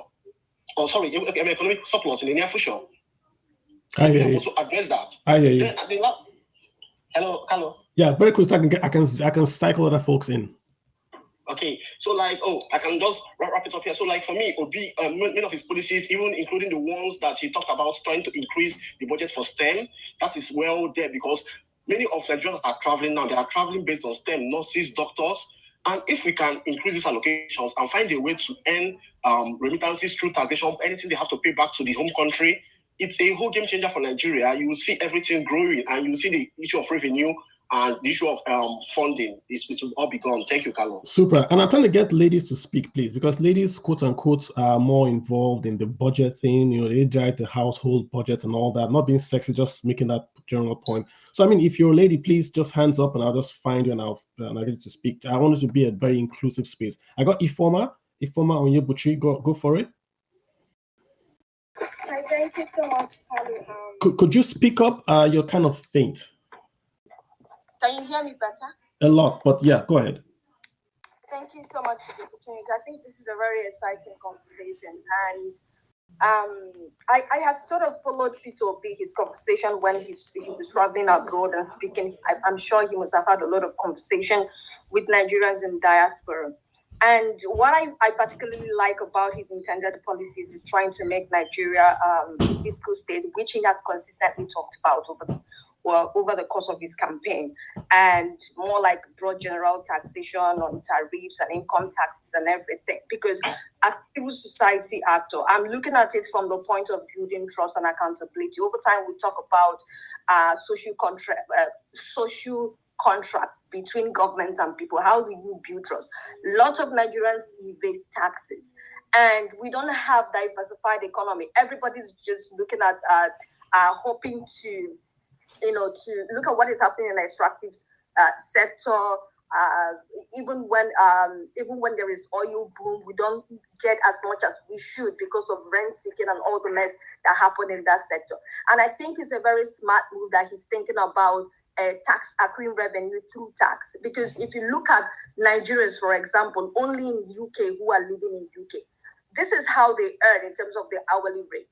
And look at UK is also like a tax state too, and is dependent on tax. And I'm also thinking about the productivity that this is going to bring, which a lot of people has actually talked about. Labor is cheap in Nigeria, and that's why it's creating a lot of inequality between the productive demographic, which are the youth who are being underdeveloped, underutilized. And I think this is really going to boost productivity, boost seriousness and financial capacity for people to actually pay taxes. So I think it's a very smart move, and it's something that we need to encourage. But what I'm sort of not really quite sure about that, which this conversation is making clear, is how the policy framework is going to work for this. Who is going to implement it? The street level bureaucrats, the institutions, and everything. It will really be interesting to see how all these multiple pieces will be put together and how we're going to implement it. Because implementation deficit has always been the issue with Nigeria. And if it's going to be like the same simple service without overhauling some of these structural challenges we are having currently, then that's where the hiccup is going to be. True. So I think it's a very smart move, if you ask me. True, good point. I'm going to come to you, Prince. And I just think that let's make the point if I was making again, and I've also made. Labor in Nigeria is too cheap. That's one cause of poverty. It's simply too cheap. And you guys know it. You go to a shop, you see a girl there, her job is to wash plates. How much is she being paid? 1,000 naira. You have people that go to the village and bring people to do house boy, house girl. How much are they being paid? You see drivers, conductors, so they say, I'm employed. They are underemployed. It's legal, quote, I'm trying to be a nice word here. It's not slavery, but it's somewhat to indentured labor. Labor is too cheap. You can't kill poverty if you are paying people 30,000 naira per month. It's not going to happen. Prince, I got you on the floor. Go for it. Thank you very much. I think a lot of people have said a whole lot and I've been listening, so I won't want to do tautology. So I will just make a quick submission by appreciating the host and the listeners on this space. And one thing I just really want to let people know that gladdens my heart is this. One, that issue of hourly payments. The advantage of that hourly payment, I realize, is this. One, it will make Nigerian employers to really be top on their game by working according to how they need to work. That means monkey will not be working, babu will not be eating. That is one. Because a lot of employers you see right now are people who use the employees to, as like they use them to work and even hold their destiny down. Like somebody who is into programming, who can work from home, who can attend to 2 to 3, 4 banks or 2 to 3, 4 organizations, they will want to tame him down and they will tell him, you cannot go, you will work with us. You understand? But when that per hourly is being done, what they will now do is that they will now only ask that person when they need him and the hour he needs to finish that job. And once he is done, he will be free to go to another place and work. Summary is that employees and employers will have timetable. They will have a clear timetable to know when and how to work and how to finish and how to pay. That will be the advantage. And another thing again about the manifesto, Peter Obi has always been saying this, and we Nigerians should know this. A bad man will never tell you that he's a bad person. He will tell you the sweet word as a man to toast a woman. A good man can never tell you a bad word, as in say that he's bad. He will still tell you the sweet word as he is as a man to talk to a woman. But by their fruits in their life, their friends, their lifestyle, you shall definitely know them. So that was why Peter Obi is telling them that forget this manifesto, I will give you, but look into my eyes and my life. Look at those same people you are saying that they can employ expatriates from abroad anywhere to sit down and write a bogus manifesto that you will read and read as if you are reading super story. But look at them. Do you see them as people who even know what was even written there? Do you see them as people who can sit down and start to implement those things word by word? It's not about having our constitution. How many of them has obeyed the constitution? DSS will arrest somebody, police will arrest you, that they will take you to court so that court will give judgment. Court will not say, release this person. They will say, no, court, that's not what we want. Then why did you went to go and meet court in the first place? In summary, what I'm trying to say that Peter Obi is a man that I have listened to him from the depth of my heart. I watched him. My brother, that man will never fail Nigeria. He's the first person in my life I have ever trusted in terms of politics. So what I'm trying to say is that what Peter Obi will do is even beyond that manifesto you are saying. He will do this, and from Peter Obi, new Nigeria will be possible. And I'm telling you, real citizens who have been under their shell, that have been afraid that politics is a dirty game, will start springing forth to start doing the right thing. And I'm telling you, Nigeria will be liberated. That is all I just have to say. Thank you all, and God bless you. All right. Thank you so much. I appreciate you saying that. Let me just say this, right? The only exception I will give to a candidate not giving his plans is on security. Apart from security, I don't want any candidate to tell me how he's going to do that because I don't want him to give the clues to the bad guys, right? But I think every candidate must give a detailed manifesto. I get both arguments. I hear what you are saying. There is sense in what you are saying. But I just feel that we have to have the documentation, especially how you are going to pay for it. I get it, but I think it's important that we make sure we make that point to people. Let's get, let me look. I've got I've got David. That's fine. Hi, so sorry about that. It's Ifeimika, by the way. Gotcha. Thank you for the space and very great points that have been raised. I have three real quick if I can get them in. Thank you for making that clarification about the hourly rate. I think it's very important to note that, yes, it is not just taking that annual rate and dividing it by 12, divided by 30 to get a number that you call an hourly rate. It is more, it's like you rightly pointed out, it is costing your time per hour, right? I think one thing that we didn't mention is the issue of overtime, which means that we're going to have to set a standard number of hours per week or per day that people are going to work, right? So that if an employer wants someone to work more than, let's say 8 hours, because that's the most popular, right? That they're going to have to pay an additional amount, a different rate. Apart from the regular one. And regardless of how you want to look at it, right? If they decide that we want this one person to work more than 8 hours, we're going to pay them more.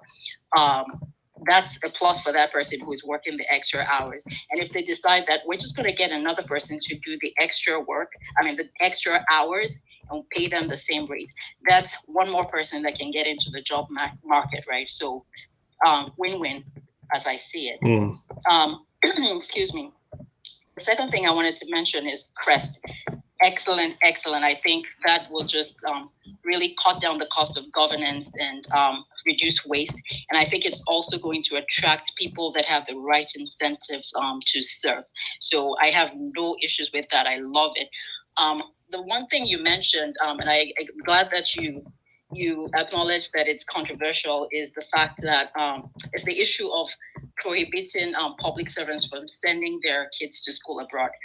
I have an issue with that. I'm an ardent supporter of Peter Obi, but that is the one thing in this manifesto that I take issue to. I believe that people should not benefit unduly from public office, but I do not think that people who are related to public office holders need to be punished for the people for the fact that someone they're related to decided to serve.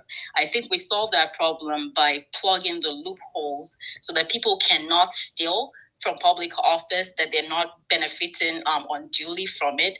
But if people work hard, regardless whether it's public sector or private sector, that they work hard and they earn their money, they need to be free to spend that money where they see fit, how they see fit. So that's my. I get you. You see, in the spirit, right? I agree with you in the spirit of that, allowing this, this democracy of spending your own money abroad and all that. I agree with you, but I think the problem why it fails is this: anyhow you look at it, there are going to be some bad eggs that will sneak in. And then it becomes difficult to manage that policy. Okay, who do we allow to go abroad? Do we allow the guy that came from America already? Or do we allow the guy that already has a business? Then people sneak in and it becomes confusing. I think a blanket ban, I would say on elected officials. I would leave civil servants for now. I would say if you want to be elected, you have a choice.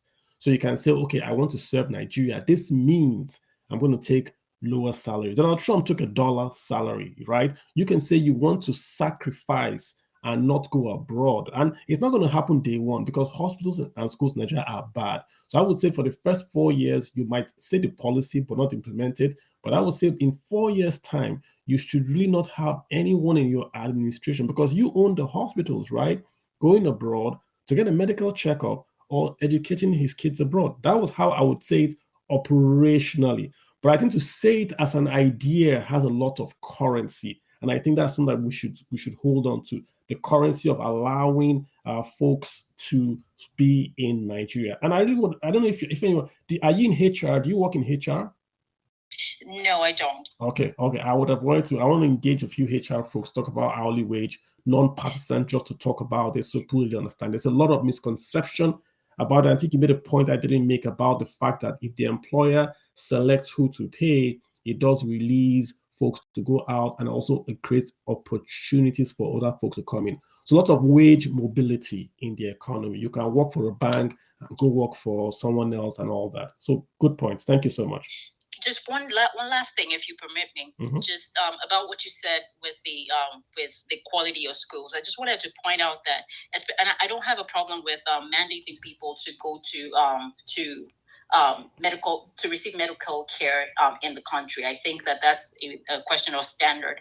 But when it comes to education, I think there's a little more that goes into that decision than the quality of the school. I think there's a huge benefit in exchange of ideas and exposure to other cultures that we're not taking it into account. Good point. Maybe for the officials themselves, we can say, yes, while you're in office, you cannot go to school abroad, but to restrict their relatives from taking advantage of a different perspective of education is something that I have a problem with.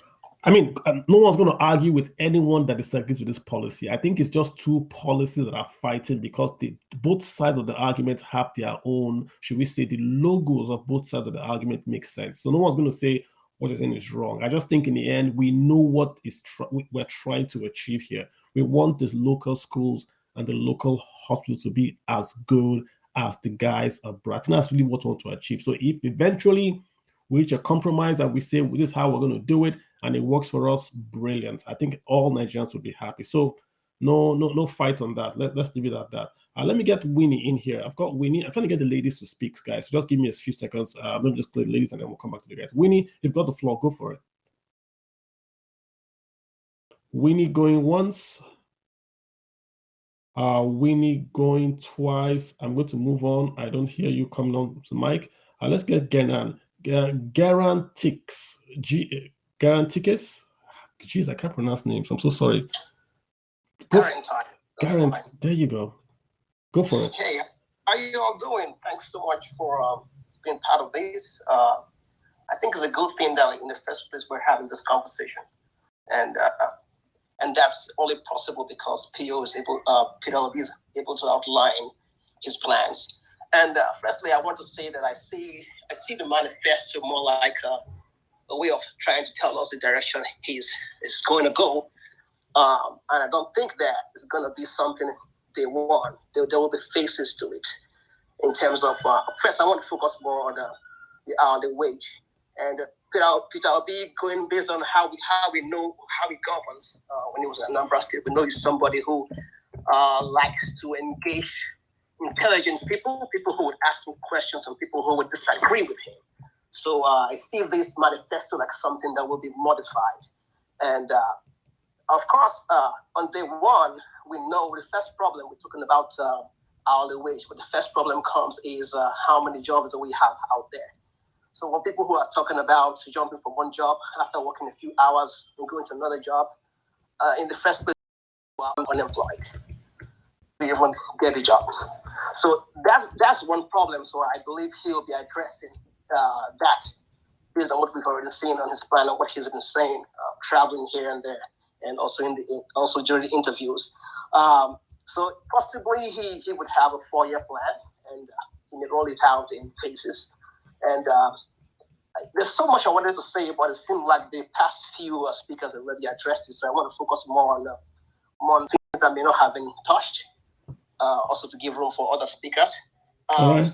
So number of jobs, one. Secondly, there's going to be room for under the table. You know, we know how it is in the United States, and I guess also in other parts of the world. If you want to enforce a minimum wage, because the whole idea of hourly pay will bring the conversation of minimum wage per hour. So there'll be lots of people, especially in the private sector, lots of employers who would want to employ people under the table, and that means. But that only works in the U.S. because they don't have papers. I don't think there is any legal worker in America that will receive less than the minimum. The reason being I think that will be an issue is because of employers who don't want to pay the minimum, and of course I just apply that many people don't have jobs. Then you get reported. Remember, it's an offense. It's like you're not paying your pension now. You know, like in Nigeria right today, if you don't pay pension schemes, if you don't pay the contribution, it's an offense. If they catch you, they make you pay back pay with interest, and it goes all to the employee. It's a big risk to take to say I'm going to employ someone and not pay him the minimum. Let's say this law was operational. It's a big risk for any business to take. And in America, like you said, it's only the guys that are illegal, that have no paperwork. There have been guys that have been appointed to the government office. I know a lady that was going to run for the governor of California, and she lost somewhat because she employed a housemaid with that she wasn't paying minimum wage. The person was an immigrant. She employed a housemaid, and it came up that she was employing this person without paying the minimum, and she lost the governorship. That was the former lady that was on eBay or so. So it's a big risk. I hear you. We're not going to have 100% compliance, but what it does is that it sets a minimum bar that you must pay folks per hour this way, and if you don't pay, it's illegal. You can get sued. I mean, why take that chance? If you can't pay for 8 hours, pay for 4 hours, pay for 1 hour. That way, you then, like someone has said earlier before, you structure your organization in such a way that you use labor appropriately, just like power supply. You put generator on as a barber once the guy is on your chair. You don't see them put generator on when they're watching TV. They wait till you are literally on their chair, then they go and put generator on. They cut your hair, they put it off. But labor is cheap, so they will hire one guy to stay in the shop 24 hours and sweep hair. But if that guy was going to sweep hair and you pay him per hour, they will only bring the guy in to sweep the hair and pay the guy. And like someone else also said, why be in traffic from 6 a.m. to get to work by 9 a.m.? You might as well walk across the street and walk in Lukweju. Why go all the way to Lekki? So it will change a lot of things. It will force governments, employers, and people to look at labor as a cost, not this free, cheap thing that God gave you from. It's not manna. People's work and education is not manna. Pay for it. Okay, let me get some other guys in here. I've got Lucky, Chinwike. Yeah, sure. Go ahead. Go ahead. Yes. Yeah, the quick fix to this, I think, really immediately we'll see the impact in the public sector, because we know that many people are more like ghost workers, even though they're in the payroll. Because they probably just spend 2 or 3 hours, walk away, and still get paid. So I think that's the quick fix. I agree with you. And if we fix that, I think we've gotten a lot of. If you just only fix also civil service, I think we've got a big out of there. Hey, Lucky, you've got the floor. Go ahead. Thank you, Garen. Lucky, you've got the floor. Yeah, Carlo, good evening. Thank you for this space, right? I'll just dwell on the hourly pay, really. So just about one of the major things Nigerians abuse a lot is time. I mean, whether you look at it from the consumer or the producer side. True. Look, time is the currency in every serious country across the world. The value of time and for time is a fundamental difference between those countries that are working and the rest of us. So this is it. The moment you are able to master your time, the other things actually just come along, all things being equal. And I'm glad Peter Obi sees this, as the most critical element of his consumption to production, mantra. Just like someone rightly said, mentioned here, one of the things that this hourly pay will help us address is the issue of ghost workers. It will now be very interesting to see and wait and see the ghosts, so to speak, work in, do their own jobs and get paid, right? But to be honest, this policy will not thrive in itself alone. There are other infrastructures that I think, should be put in place to really make this, meaningful. One of such, I guess someone also mentioned it here, is transportation. Our transportation infrastructure has to go hand in hand with this time-driven economy to at least eliminate or reduce the loss of time and efficiency owing to our current poor, transport infrastructure. Let's flip over to the other side, the civil service and political appointees' salaries. It is long overdue. Carlos, some days ago, lecturers at PhD level, right, received 71,000 naira for October salary. That's like half of their salary. Meanwhile, a political appointee who is probably, a HND or even an OND holder, at the federal level, went home with almost 1 million naira after tax. These things are not normal anywhere else except in Nigeria. True. To be honest, this will be a game changer in the political space. At least finally we can begin to truly have some sane human beings. Thank you so much. Let me see if you're ready to speak, Winnie. Otherwise, I pick you up. Winnie, you've got the floor. Winnie going once, Winnie going twice. Let's get Portable. Portable, how are you doing, sir? Is it Mark? Please go ahead. Hi. Can you hear me? I can hear you very well. Thank you. Go ahead. Good morning, everybody, wherever you are. Thank you for the opportunity. Now, the idea of our is a good one. Cool. It will help them help people work. And I think when we talk about our, there should be a limit as to how many hours one is expected to work, of which I know the highest, the minimum of work 8 hours. And I think this is where the idea of shift comes in. There could be morning shift, afternoon shift, and possibly night shift or evening shift. And then this helps accumulate in the sense that you are being paid according to when you work. If you decide you can't do an 8-hour shift, you can cover a 4-hour shift.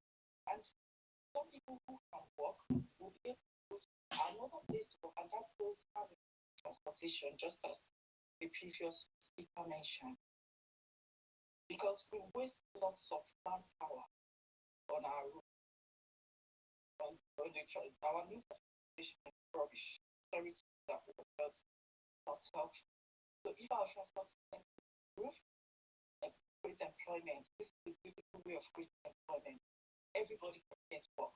But I have my worries about, first of all, Nigeria is not yet organized. Because when you work hours, you get to pay fortnight. And I don't think you should monthly. Because paying monthly, I don't know, it has a way of demoralizing them. But when someone works and goes, oh, I'm being charged hourly, and I'm sure I'm going to get my salary in the next 2 weeks, it's encouraging.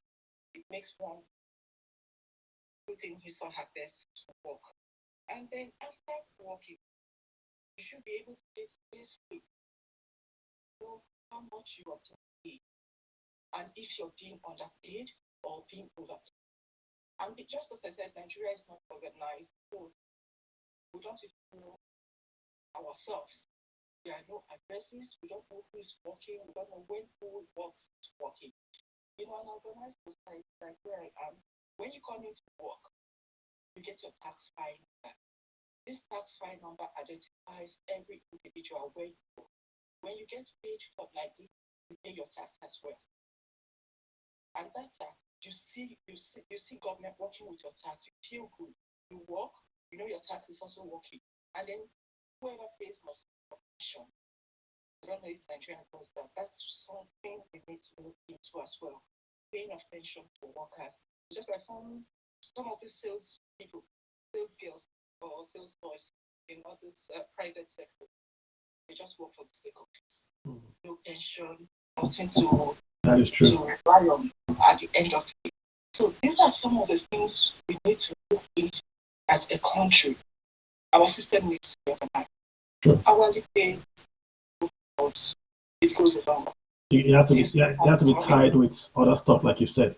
And again, just to make this point, because I'm not trying to be sexist here, like, but if you're a lady and you're married and you've got kids at home, you could say I'm going to work from 9 a.m. to say 12 p.m. when my kids are in school. So you go, you work, and you legal work. You work, you come back at home, and you can work, right? So it's not just the income side, it's the societal way it's all broken down now. You get full employment. You get part-time employment. If you're pregnant, you can just work at so hours, keep yourself safe and healthy and all that kind of stuff. So it does a lot. That's why I started off with it, because if that passes, that changes a lot of things. Those boys in Ado Ekiti, they could work in the bank as an IT folks, then go back home and work for themselves, and because they've got this fiber optics, they've got other things that is in this plan. So it's not this plan. I would say this, right? Someone connected many dots. It's someone sat down and said, we want to get here. Let's connect this dot, this dot, this dot, and it takes us here. The other plans I've seen are very, very good. I saw we want to do housing policy in the Tinubu plan. I like that a lot, the way they structured it. I saw some other things, but this one, to my mind, is a lot connected. The parts are a lot connected. Someone is really saying, we want to achieve this, let's do it this way. So that's my take on it. Yeah. Thank you so much. I appreciate you calling in. Do you want to have anything to say, or you're good? Well, that's it. Okay, super. I appreciate that. Akin, hi, you've got the floor. Akin, go ahead. Akin, you there? Okay, Dr. Croc, since Akin is going to hop, I want Akin to speak on this. Dr. Croc, you've got the floor. That's Dr. Croc. Yeah, go ahead. Yeah, hi. Okay, thank you, Kalu. See, these politicians, they have three reasons why they go into this politics. One of them is money. We know somebody like Buhari doesn't need any money to do politics. Somebody like Atiku is a very dangerous man. He's motivated by money, power, and fame. Now, I just finished conducting a 6-month research on satellite. I won't publish it. It's yet to be published, but I won't speak about it because there was only one candidate that spoke about how we can use satellite for security reasons and civilian satellite all over Nigeria. Now, somebody spoke earlier about Peter Obi, the idea he brought about a public servant not sending their children to school abroad. These ideas have been in practice already. They do it in China. If you check out, as a politician in China, you cannot have dual citizenship in any country. Your kids are not even allowed to study abroad. Some of them do it in secret. So these are ideas that we can implement. First of all, this idea of working and being paid per hour. One of the three reasons why this politician join politics is money. If you can demonetize politics in Nigeria, for example, make it unattractive in Nigeria, will solve half of our problem. Most of them are going there because they will make money. A lot of them say we're going to pay a politician will be paid the same thing as an engineer or a doctor. You will see a lot of people will be discouraged to go into politics. These are the ideas that we need to promote. So Peter will be starting proposing that they should not send, if you have your kids abroad or your family or you have properties or business abroad, you are automatically disqualified to go into politics. It will discourage a lot of people. these are some of the things that we need to do as little as they are. It's going to put a lot of positive things. So I hit the mic. Thank you, Doc. I appreciate that point real quick. Aki, are you okay to speak now? Or let me get EB in here. EB, you've got the floor, sir. Oh, hi. Great point, everyone. Good evening, Carl. Yeah, hi. And awesome space as well. I'm very quick. I think, and I'll dwell a lot on our.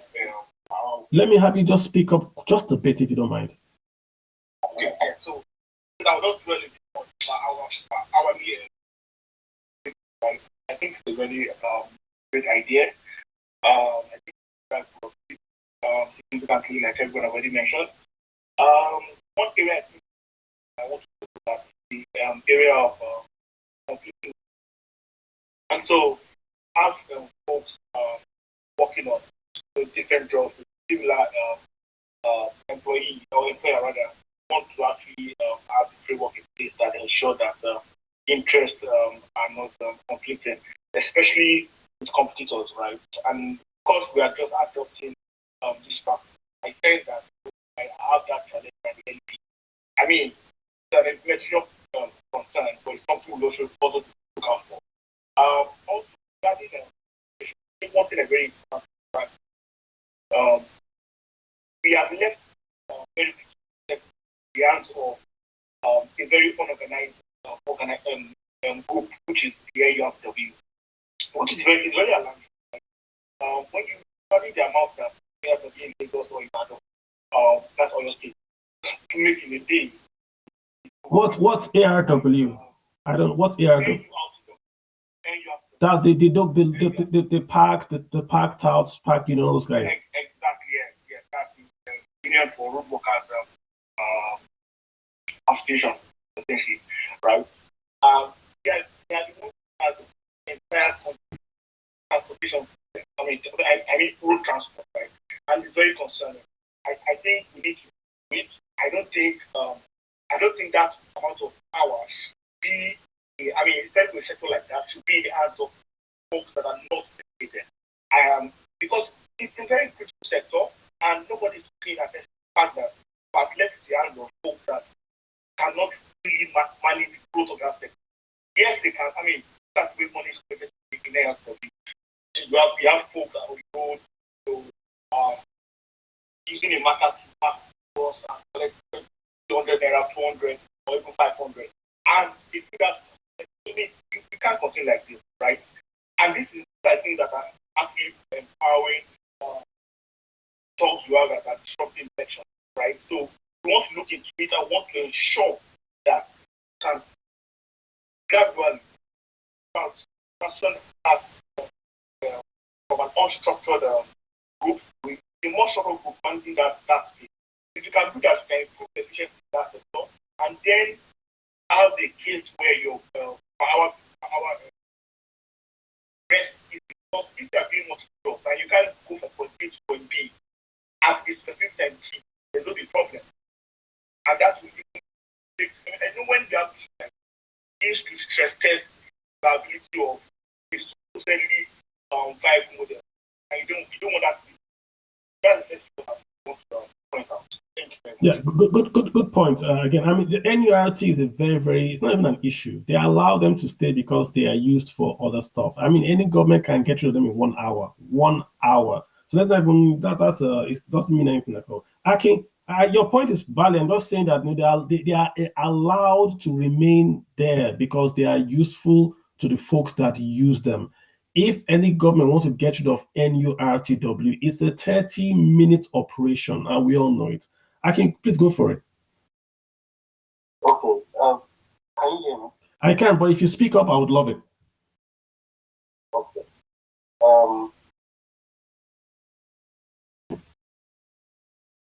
Can you hear me now? I can hear you perfectly now. Yes, go ahead. Okay.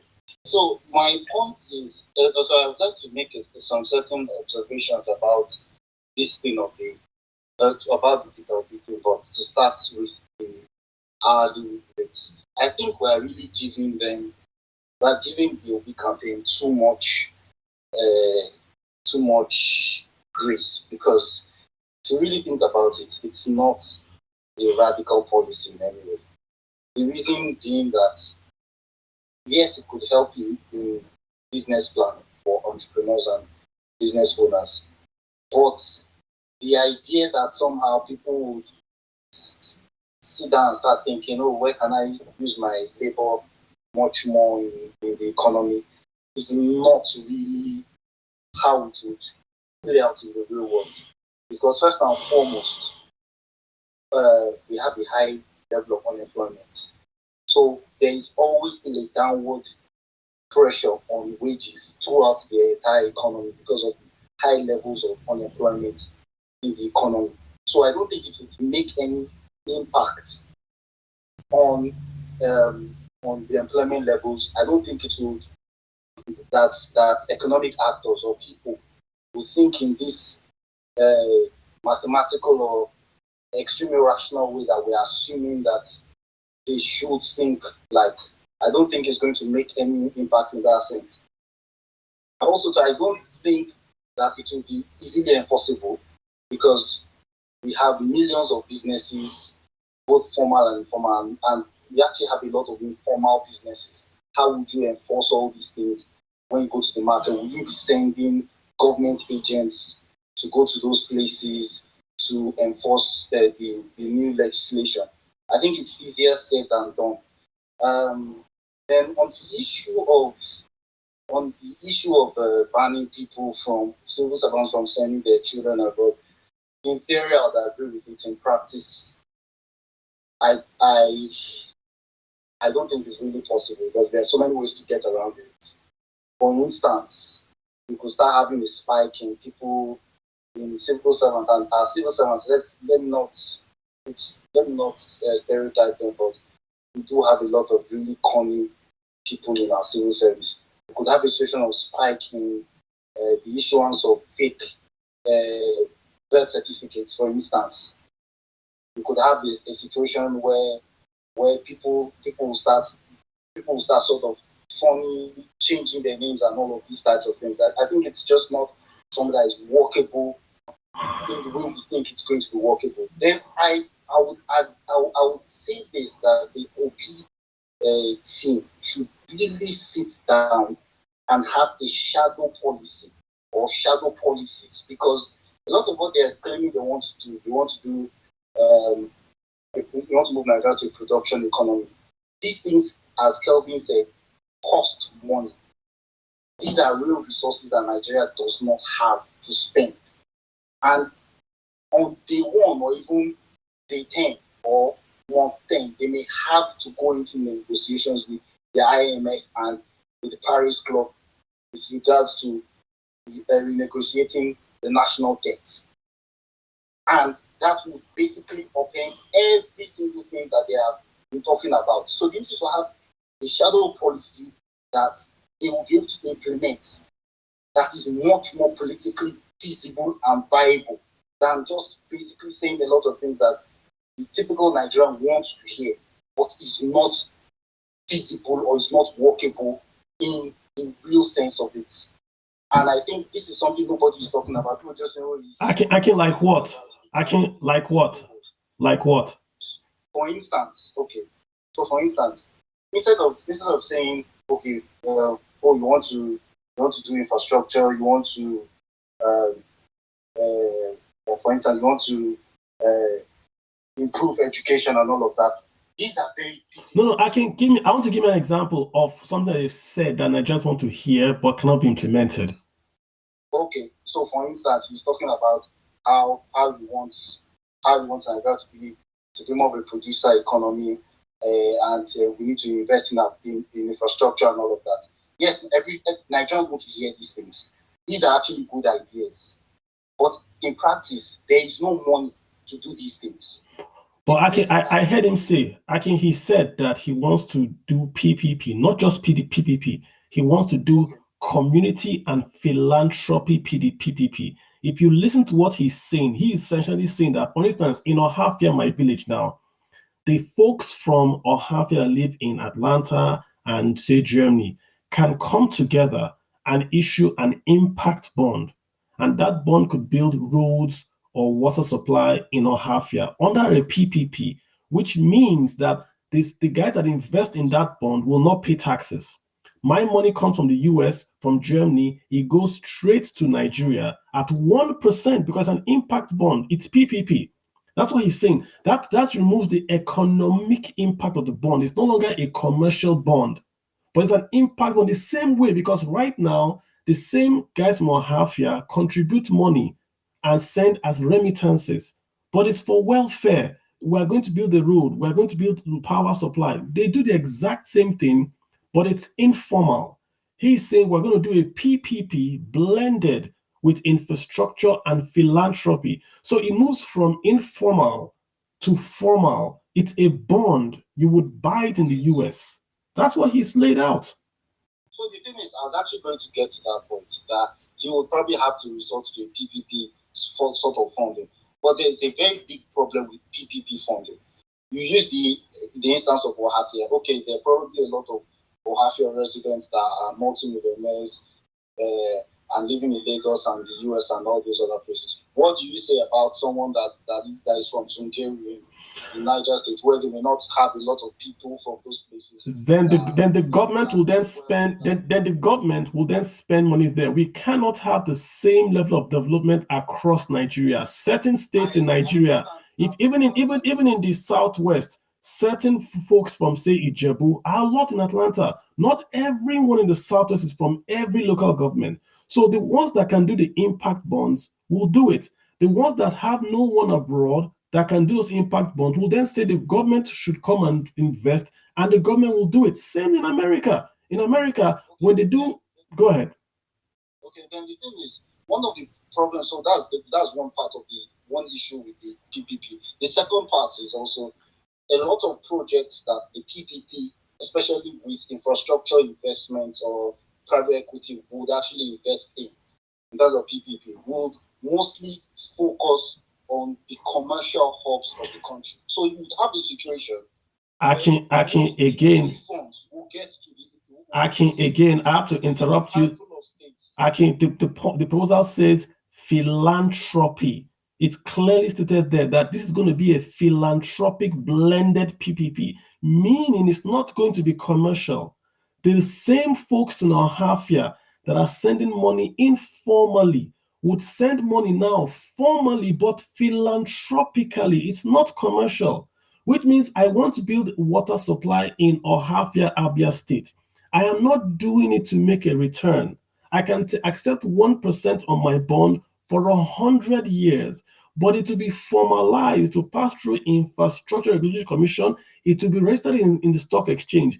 I would invest in it not to make a return or beat inflation, but to invest and get money to Ohafia to build water. It's right there in the manifesto, philanthropic blended PPP. It's right there. If we are raising 25 billion on welfare remittances, why can we not raise 50 billion on an impact bond to develop our hometown? I hope you're right. I really, really do hope you're right. Then also, I feel like personally, I do feel that Nigerians are really not looking at what is going on. I feel there's a lot of feel-good talk. So personally, I feel that the security issue is going to be one of the first things that they will True. Then there will also be the issue of, as I said, the restructuring of national debts. True. Then there will be the issue of reforms, legislative reforms. True. Now, if you look at what the Obasanjo government did in 1999 and 2003, let us not kid ourselves and think that an OP government will be willing to undertake difficult reforms, knowing that they're going into a election where they will very likely lose votes, because these reforms will be very difficult. It will hurt every single person. So don't be surprised that you get people or him changing his mouth once he gets into office. I don't want to speak for their campaign. I don't want to look as if I'm challenging or speaking for their campaign. But when he says consumption to production, that's a code for something. Listen to what he says, consumption to production. That's a code. What do we consume? Where's the debt going to? I published the debt of Nigeria as at 2020 from Nigerian Bureau, Nigeria Debt Management Office. 13% went to quote-unquote budget. 13% went to quote-unquote economic. What is budget? What is economic? Then you have railways, the rest. What is budget? What is economic? What is that? Who can explain what budget and economic is? But those two guys are 26% of the total debt as at 2020. So he's speaking in code to tell you that we will no longer do consumption. We will rather do production. Hence, if we are borrowing to build dams, not borrowing to pay salary. And he has said this, coded and also mentioned it. So if you are very perceptive, you will hear where you are making top decision. I don't want to speak for the country, but if Peter Obi enters office today, do you know why inflation will fall? Because all this money we are using to do nonsense will disappear. All this you go and buy champagne. Go ahead. Some real things. So we're talking about how federal government is spending money on the current expenditure and everything. Rice, that's very true. Consumption. So, for instance, let's say the company they remove the fuel subsidy. Price of fuel goes from about so price of fuel goes from about 180 or 200 to say about 400, 500. And you have the price of travel and everything like that starts to double. That is one group of constituency that you are already under. You will take that into the next election. But this is actually like the situation. You come in and say you're not going to borrow for consumption, so things like the current expenditure for hiring civil servants and everything, and maybe you want to cut the current expenditure. Those are civil servants with mouths to feed, and there are several cities in the country with civil servants.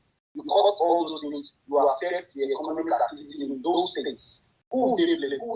Yeah, but what he said is that the federal government will not borrow. He didn't say the private sector will not borrow. The private sector borrows more and can invest more than the federal government. But the federal government itself is not going to go to the international market to borrow in dollars to pay salaries in naira. No sane person does that. That's on that. On fuel subsidy, fuel is expensive, not because of there's no subsidy, but the inefficiency in demurrage, in storage, in equalization, and the exchange rate. If you take away the subsidy and you allow free entry and exit to the market of fuel imported, the price will go down, not go up. It will go up initially, but then the private sector will force it down via competition. No private sector person, Aki, is going to pay demurrage because they are more efficient. Nobody's going to bring in crude oil, store it on the high sea, do transshipment, pay nonsense cost at the port because they are inefficient. No private, Dangote won't do it. So his cost will be lower. We have a natural experiment of diesel. Diesel is a natural experiment. Diesel is 10,000.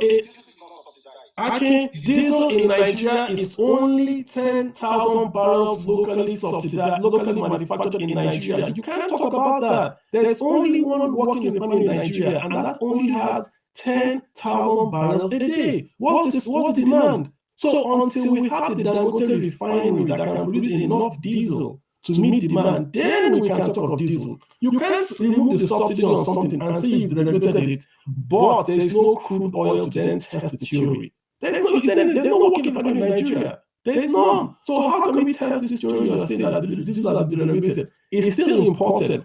It still passes through the port. You still pay dollars to import it. You still raise the form M. You still pay demurrage. So how can we test this theory that this is deregulated. We can only test it in a market that has fully deregulated and a working refinery. Aki, I gotta let you go. I gotta let others come in and speak. Just one more thing, and then I'll go. I think the place where I feel they could do a lot of good, as I said, the shadow policy, instead of all these manifestos, through the trade policy. Nigeria's trade policy is upside down. It doesn't make any sense. What they could do is basically reduce the tariffs. What Nigeria has been doing is we have decided we're not going to tax people or collecting taxes, income taxes, or anything for people in the informal sector.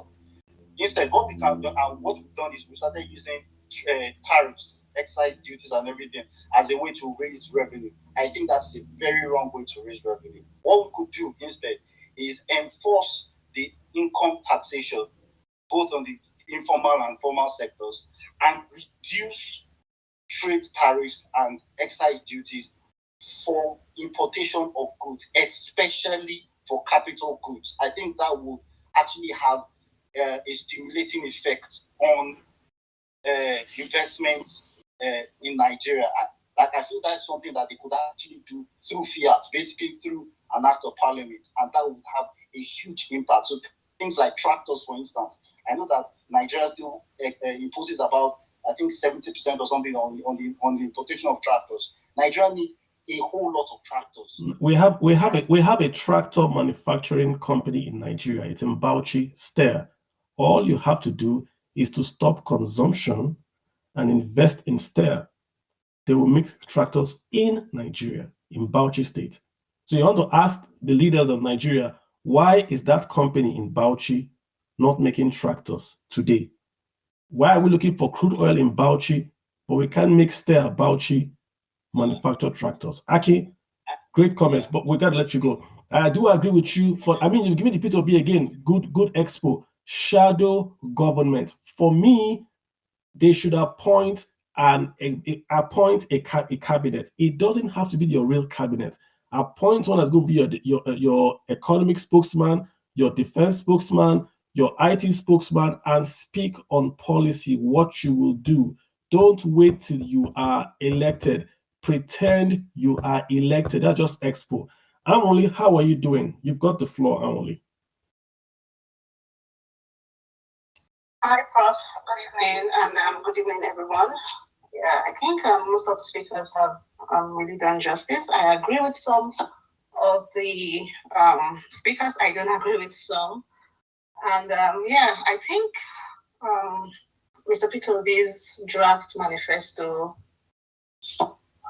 I seem to like it a lot. And but I'm just going to speak about the part of the hourly wage, that nobody has spoken about. I have the concerns on how they are going to actually look at labor and health laws. Hourly wage is it's good, it's great here, it's going to promote efficiency, reduce costs, and blah blah blah. But the employer is also not obliged to provide benefits to these hourly workers. And for a country where we have a horrible health system, but employees are able to have access to healthcare just because of HMO and that kind of stuff, I'm concerned about. How is he going to do that? Except, with this new health policy or whatever they signed this year, is the federal government going to subsidize health insurance to employers that would enable them pass this benefits to these hourly workers? That's one. Then also labor laws. Even with the labor laws we have in Nigeria, you have employers acting up. When you implement hourly wage, it's also going to take the responsibility of these employers. I didn't see much of that. I know it's just a draft manifesto, but that's those two areas are where I would really like him to work on. Oh, I was hoping when you said you wanted someone from HR to speak, I was actually hoping someone from HR will come and do justice to that. Yeah, I mean, Those are areas I really have concerns about. If you're in HR and you can talk deeply into this hourly, just send me a DM. Even if it's not now, I want to have a space on hourly. We'll just do just HR. Just send me a DM. I would love to have one or two of you on the panel and we'll just talk about the education. Just send me a DM and we'll do that. But hourly, remember that, right? We're talking very, very high level on hourly wage. They have also sent that document that the hourly wage, there's going to be a bill passed. They didn't say we're going to do hourly bill. They said we're going to pass a bill because you have to say a lot of things: minimum wage, how many hours will you work, how will this tie in with your health, how will this tie in with your pension. So we really can't say a lot now till that bill is passed. But the idea is what we're talking about. And I think the main idea, if you do economics, the factors of production, human capital is a factor of production. Human capital being too cheap distorts prices in Nigeria. People think they are profitable because they are paying their workers peanuts, right? If you properly price the cost of labor in Nigeria, then you understand that you will not be profitable. You also then give those workers a minimum wage that can take them at least home. So let's price things better. Let's get the real cost of doing business. Then when we cannot do that business, we then say, well, the government has got to use the cost of doing power or give us incentives. It's like I heard the argument of ASU folks where you always say the university has passed, what do they call it, certification, but the university has no equipment. So how did the university pass certification? You say a bank pays its workers very, very well, but it's paid its workers on the backs of 100,000, 500,000 a month. Convert that to dollars. How much is that? And that's a high-paying institution. How much do civil servants grade level 8 make? A guy just said the lecturer got less than 100,000 for a month. A professor, less than 100,000 a month in a country that sells crude oil, that has private jets, not one, not two, nearly 6 private jets and private helicopters is paying professors less than 100,000 a month. Embarrassing. Ice, you've got the floor. Let's hear you speak. Hi, Kalu. What's going on, bro? Yeah, I'm good. Thank you for the opportunity to speak on this space. I want to talk about on Peter Obi Economic Pact. He laid emphasis on the rule of law. I know something.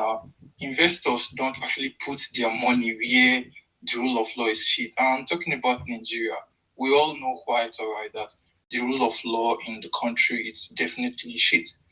And honestly speaking, the West is already shook up, and the truth is that people are actually looking for where else to put their money, and the only place left is Africa. We just we actually need leaders to put good policies, ensure there's rule of law, and investors will actually come in because that's a good point. People actually want to put their money where they know it's safe. Like example, we saw what happened in Kogi State when talks invaded Dangote facilities. They're gonna trigger me again. That was breaking. Yeah. Investors, they see these, and these are not stuff people should in. So if emphasis is actually placed on the rule of law, it's going to increase our FDI, and that's for that. Also, sometimes we tend to make our problem ambiguous. It's really not that big. True. That's the honest truth. True. Some people come up and they complain about how we're going to get the revenue. Honestly speaking, the money needed to get Nigeria working again is in Nigeria. First of all, we need to block lots of leakages and also increase our supervision, and you see productivity will actually increase, and it's really going to help the economy. So I'm just going to stop here. You made a very, very good point. It's all about the policies. It's all about the policies. Let's take your example, Kogi State. Let's assume Kogi State was Nigeria, and the largest company in Nigeria, MTN, was invaded by the agents of the government, FIRS, because they sent out or they did not register their guys or their whatever, or their cards or whatever. We might be correct. Nigeria might be correct that yes, the MTN broke the law. We might be correct.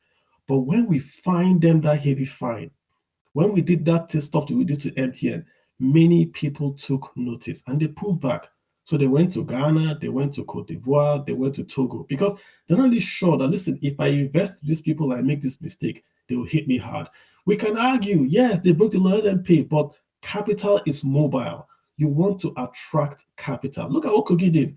Bloomberg, the Dangote, like them or hate them, is the largest capitalized company in Nigeria. They are tracked on Bloomberg. You send vigilantes into that company to shut it down because you said they were supposed to give you shares.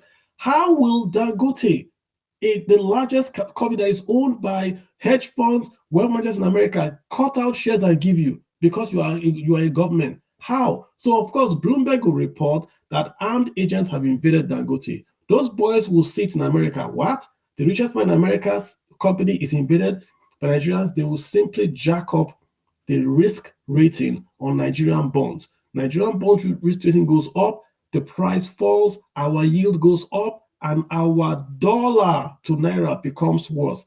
That stuff you folks did in Kogi is why it's also contributing to this thing you are seeing with the dollar. You can argue.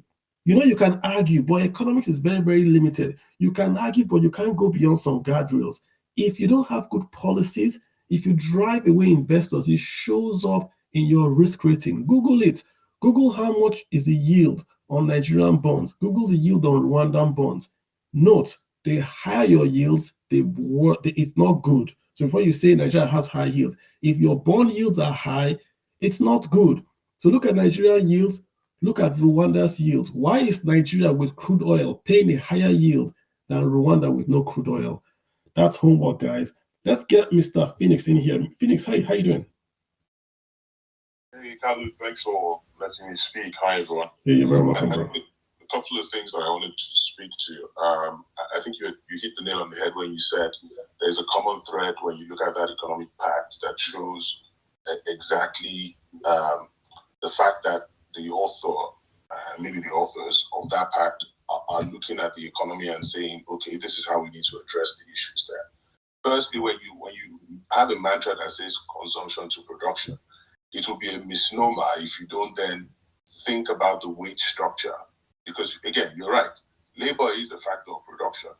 But you need to be, to say you want to create a consumption to production atmosphere, you need to make sure that there is a clear link between productive outcomes and reward.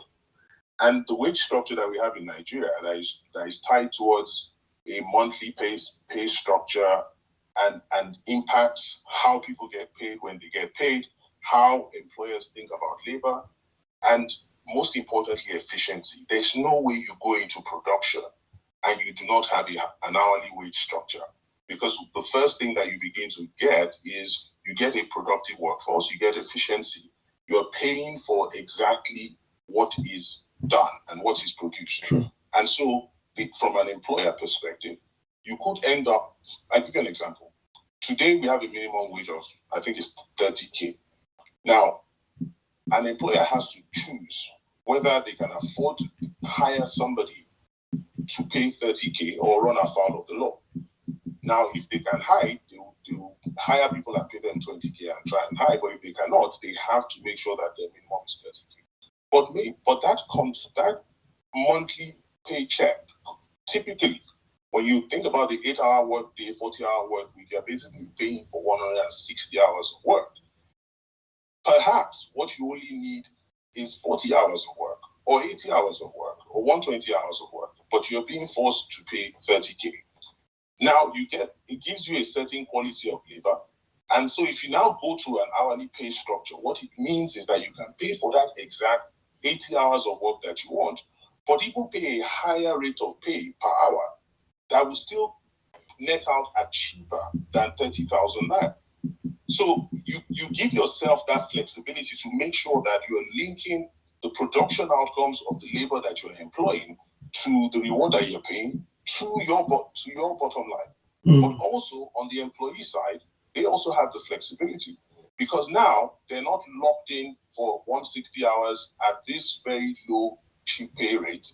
They can log in their 40 hours or 80 hours here, log in your 40 hours somewhere else, and that creates more opportunities for labor within the marketplace. So for me, It was a key point that said that shows that when you're saying consumption to production, you've actually thought through not only the fact that you want to have a productive economy, but that you understand what work design means. So I think that was a clear point.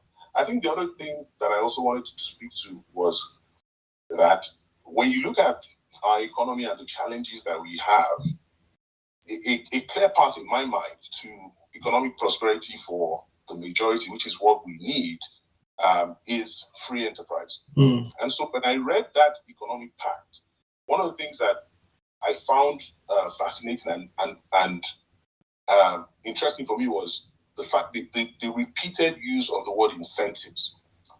It showed somebody who was willing, and again, you talked about PPP and all those kind of things. It showed somebody who clearly understands that we need to roll back the state's involvement and participation in economic activity.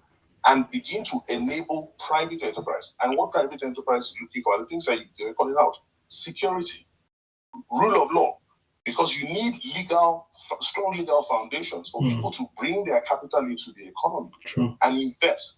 You need to create incentives to enable people know that, yes, I will come here. The economic policies will make sense, they'll be stable, and so I can invest my capital, be certain of a certain level of stability, and be sure of returns. And so when you have an economic pact that is talking about putting that in place, it then signals to the market that, yes, now we're ready for business. Now we're going to step away from all those things. And so I compare it to other manifestos that I've seen that are talking about the national infrastructure policy, that are talking about, again, big government, heavy state involvement. We're now choosing between what should work for us. We are a 200 million population economy. No government can. I ask anybody to go check. Any country above 100 million people, go and check the kind of economic policies they're driving. No government can attempt to be as heavily involved and enable economic prosperity for the majority. No, you're going to only bring poverty, because you're going to suffocate private enterprise, and you need them to create the jobs, to create the economic activity, and to ensure that more people start working, you're productive, you're generating taxes. I think someone mentioned, one of the things I've always thought about is that you need to also change how we tax, because there's too much focus on corporate income tax. There needs to be federal government also looking into private income tax. But you only enable that to happen when people have meaningful jobs, are gainfully employed. Again, going back to why hourly wage structure would raise the level of income, would enable people to be more productive, and would ensure that you have more people to tax, so that you can fund the social programs that government needs to focus on. I think the final point is two things. One, so for me, that will address some of the concerns around where we get the money from, how we raise that. You would naturally do that by one, reducing cost of governance, rolling back government activity, and making sure that, yes, the private enterprise can drive things. I think the last point, and I think Ifeimika raised it, and I agree with her entirely. I think the point I was looking at it from when we had this discussion, I know Carlo has said, look, there's no right or wrong. It's going to be a natural debate. The one around, public servants and their kids schooling in Nigeria or not. I agree that it's not right or wrong. But for me, the challenge I see is limiting your talent pool. We all know that the economic policies that we've seen over the last 7 years have forced a lot of people to seek pastures elsewhere. A lot of great talent have left the country. Now, if you're looking to build your country, you want to attract talent from wherever they may be. Now, if people are going to be able to join you, and they must join you at your pay scale in Nigeria, I'm not saying go and hire people from abroad and then start paying them based on their pay structure abroad. No. But if they can afford to have their children in foreign schools, we cannot limit our talent pool by saying, no, we insist that those children must now come to Nigeria and be schooled. So I think we need to have that flexibility and that balance to ensure that we don't limit ourselves. We're still able to attract the best talent to help drive this country and find the right solutions for us to move forward. So a lot of interesting discussion, but I think this pact shows a clear understanding of the economic issues we have, shows a clear understanding that we need to roll back the states and its undue influence and participation in the economic activity, which we've seen a lot of because of the ideology of the leaders of today. We need to roll that back. And so this pact is going in that direction. And I think it's really a step forward. There's a lot more work to do. There's a lot to think about, but great step. I agree with you wholesale and all that, even the other points. I think, like you said, take China. China they fought their war with Japan, they won. Then the communists and the capitalists fought their civil war. The communists won, the capitalists ran to Taiwan. The communists under Mao then started this whole big government, not even big government, started this only government approach to development. Everybody went back to become a pizza. They tried to do food. They had famines. People were dying in Japan. In 1970s, when Nigeria was building first stack and building highways, the Chinese were dying of famines. They couldn't feed themselves. There's a guy in Nigeria, Chris Wood. He is the chairman of the China-Nigerian Trade Commission. So he was saying in Lagos that the Chinese sent people to Nigeria to study overhead bridges. They couldn't go to Europe back then because they were communists. So they came to Africa to look at the overhead bridges that the Germans had built in Lagos, to learn how to build bridges. There was only one bridge over the river, whatever, in China in 1970s. They came here and studied Nigeria, the Chinese. Now look at the change. The president came and says, it doesn't matter if the cat is white or black. Let it catch mice. They changed from a communist top-down system to a bottom rural export-driven economy where they had the investors come to the ports, come to the coastline, build Western cities there, and they simply copied them. They moved from this consumption of, hey, the state will produce, then you consume, everybody will be paid, we're all the same. They moved to entrepreneurship, to capitalism. They created jobs. They fixed the rural areas. They focused on export. Their currency went up. They eradicated extreme poverty for 800 million Chinese. It has never been done in the history of Earth. 800 million people moved away from poverty because they changed the economic model from this everybody is going to do well to capitalism. That's what they did. Nigeria is under this plan I'm seeing. They are trying to, I think, copy that to come back home, pay people well, invest in rural areas. We're here fiber optics. We're going to do railways to those rural communities so that you start the development from the rural communities. The philanthropic boards go back to rural areas. You start from there, you build out, but on the coast, the Lagos, the Calabars that are on the coast, you give them full autonomy to attract foreign capital and to grow. The economy can't grow at the same pace. Lagos cannot grow the same speed as Bauchi State. It's not possible. You can't ask everyone to wait. So before you do GSM in Lagos, you must do GSM in the Southeast, Southwest, geopolitical zones. That's why we are pulled down the way we are. You want to build railway, you build the railway from Warri to, what is it called, Ajaokuta. What's there? That railway was built to take iron ore, not human beings. The railway is Lagos to Ibadan.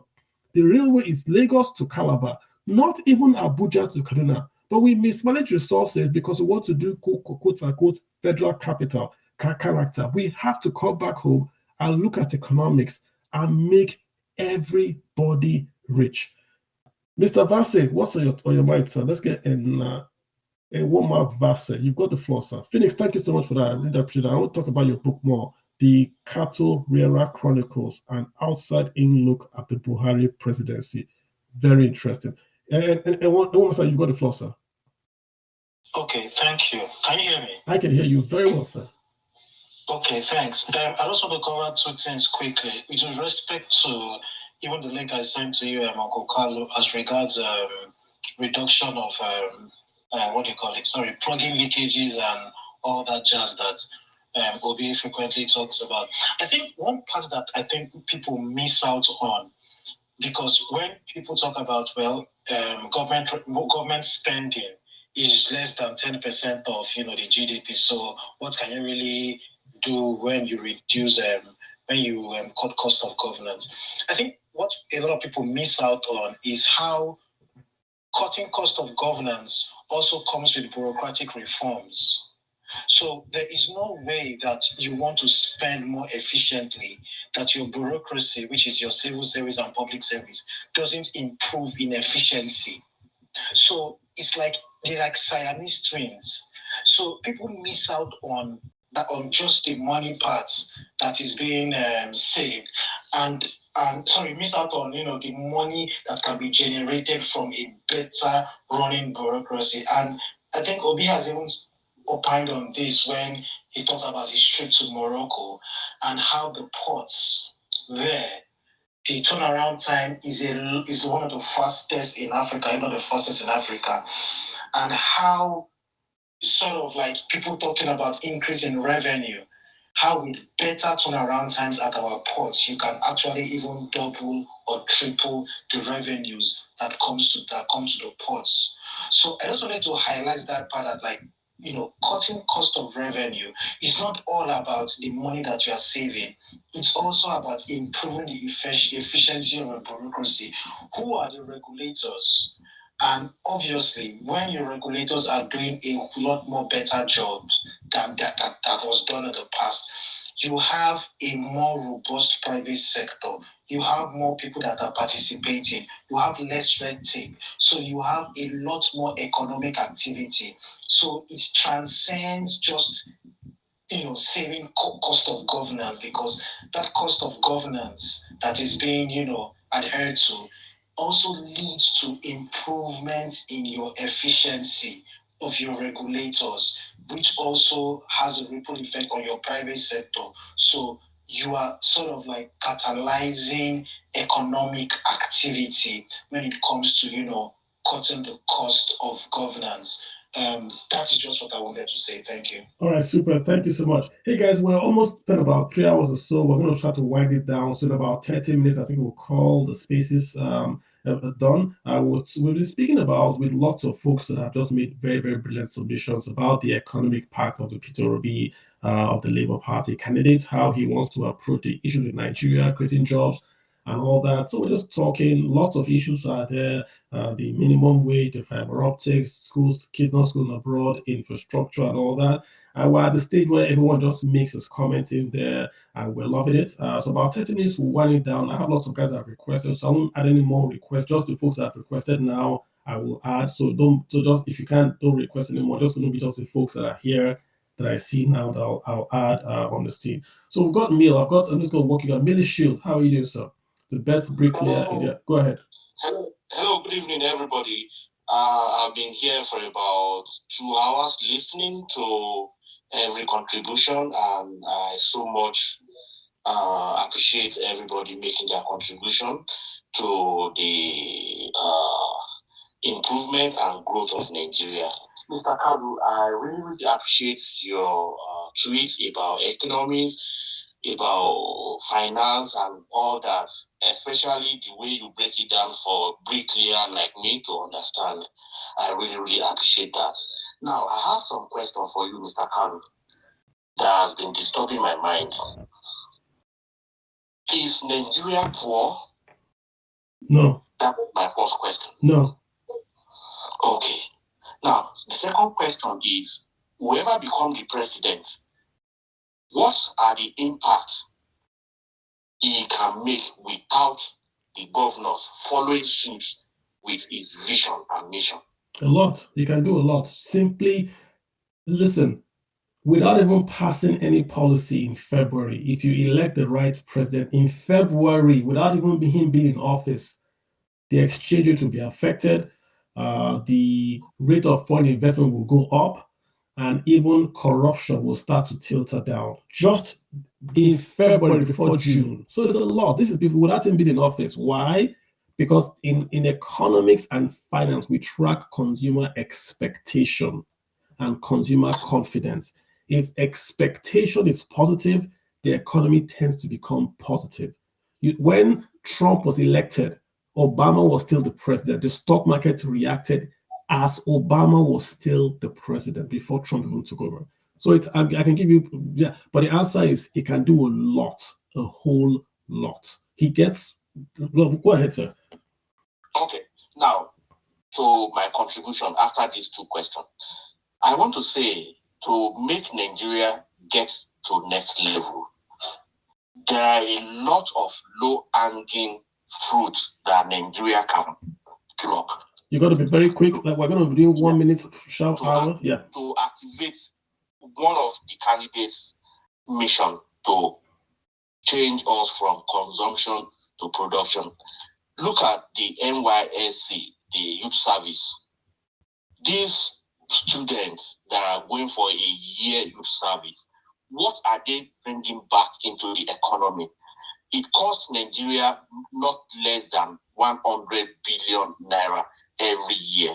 What are these students bringing back into the economy? I would suggest that a national agricultural revolution program is put in place whereby these students will serve in mega farms to be established in each state so that we will be producing especially food items that we consume locally, and we can export the rest to gain foreign exchange. Thank you so much.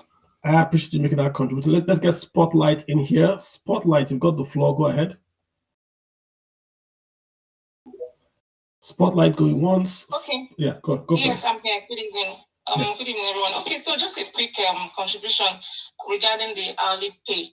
I just want to say that it's a good idea for me because I've noticed in my own line of work, because I work with consultants a lot, that when you bring in experts into the country to do a work for you, and of course you pay them hourly and they're not cheap, you find that from the employer's side or from the service enjoyer's side, you already have an idea of what you want them to deliver for you. So there are already outcomes that you already put together. So you don't have a lot of inefficiencies in the system. They focus on what they need to do and they get them done within the time and on target. So it will help us to plan the workforce in Nigeria more effectively, and everybody will have that they'll have that that zeal to upskill, and you produce more people that are able to contribute to the country as a whole.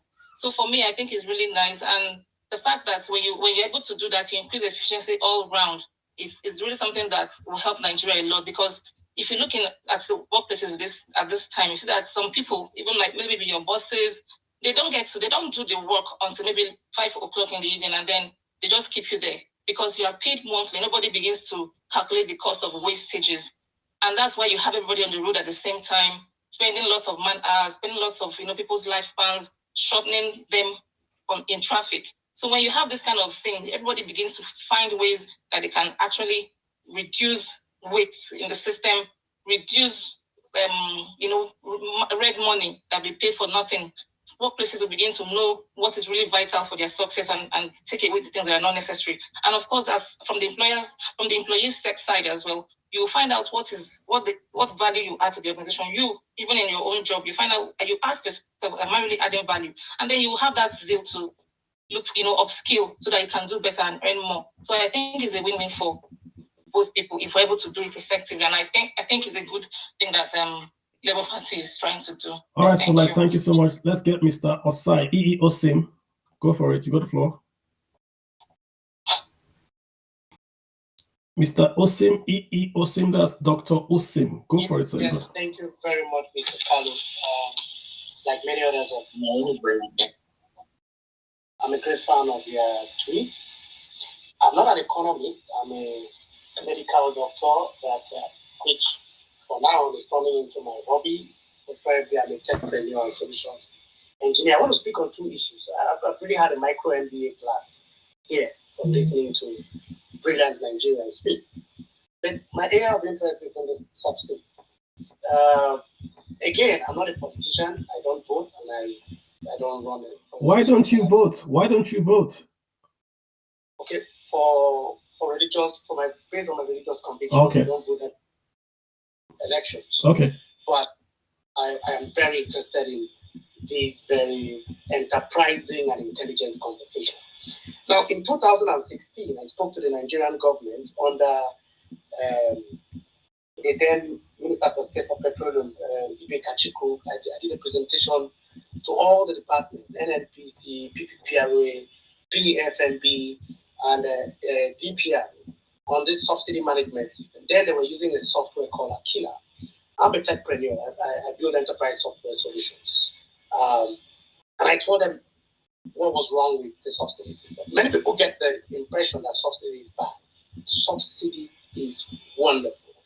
The Scandinavian country, Norway, Sweden, and the rest, they live their whole life with subsidy. They don't pay school fees. There's no transport allowance. Norway has the biggest, what is it called? This fund. Carlo, you should know that. What is it called? The Norwegian Wealth Fund. That'll do for us. Have something even bigger, as small as the country is. The sovereign wealth fund has the world. The sovereign wealth fund is even bigger than that of Saudi Arabia with all its oil fields. So, where am I coming from? Subsidy is a critical component to human development because your economic development is also critically tied to your human capital development. Now, I did a presentation and I was in Abuja for almost 3 weeks. Doctor, let me have you take it home. I want to suck a lot of folks in, if you don't mind. Just let's have you take it home, right? Right. So what I'm trying to say is, one, that subsidy is very necessary, but the problem with the subsidy regime in Nigeria is that it's not data driven. You need to have a data driven subsidy system to plug the subsidy hole. Now, you can't have citizens in an oil producing country paying the whole gamut of expenses to purchase energy. Energy is a vital part of our economy. You can see what's happening in the UK. They're even talking about subsidizing energy for them. So the challenge we're having right now is managing the subsidy regime. And why that is happening is because it is not data driven. I worked on a solution for them, and they didn't take it at that time. I even went as far as working with a team that had to put up what is it called, for the Senate. They had to put up a policy document for the Senate to adopt and turn it into law or whatever, but effectively it didn't work. Now, on the other aspect of the NYSC, somebody spoke about NYSC going to farm. I really do not think we get this thing wrong about agriculture. Agriculture in the 21st century, Industry 4.0 agriculture, is not human capital. It's tech driven. It's technology driven. It's powered by innovation and a lot of devices, hardware like tractors and the rest of it. You're not going to have people digging holes if you want to do consumption to production. So that idea of taking compass to the all right, Doc. Doc, I gotta move it along if you don't mind. Thank you. You're very, very welcome. Let's get the Jubilant developer in here. Thank you, Doc. Jubilant developer, you've got the floor, sir. All right, let's get Duke O. I've got Duke O. Duke of Obudu. Duke Obudu has Duke. Okay, hello. Yes, please speak up, sir. Your volume's kind of low. Okay, you can hear me now. Thank you for letting me to this show. This I've been listening for quite some time now. Duke, your audio is very, very low. I'm so sorry. If you can make it a little bit, I'll take you off, sir. Can you speak up? It's breaking a bit, your audio.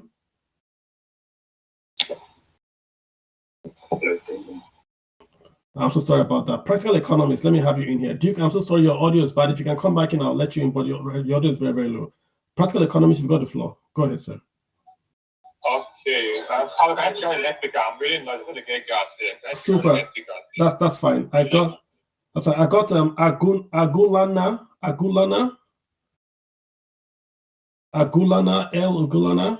IA. Hi, Carmen. Yeah, go ahead. Yeah, thank you so much for having me. This has been a great experience for me. My contribution is more of a question for you.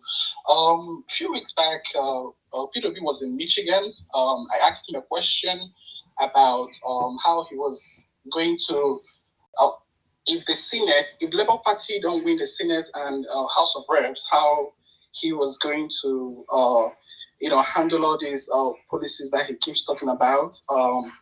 what he told me was, he had that problem when he was governor in Anambra State. He didn't really go into much details on how he was going to handle that. I was hoping that you could, touch on that a little bit, if you don't mind.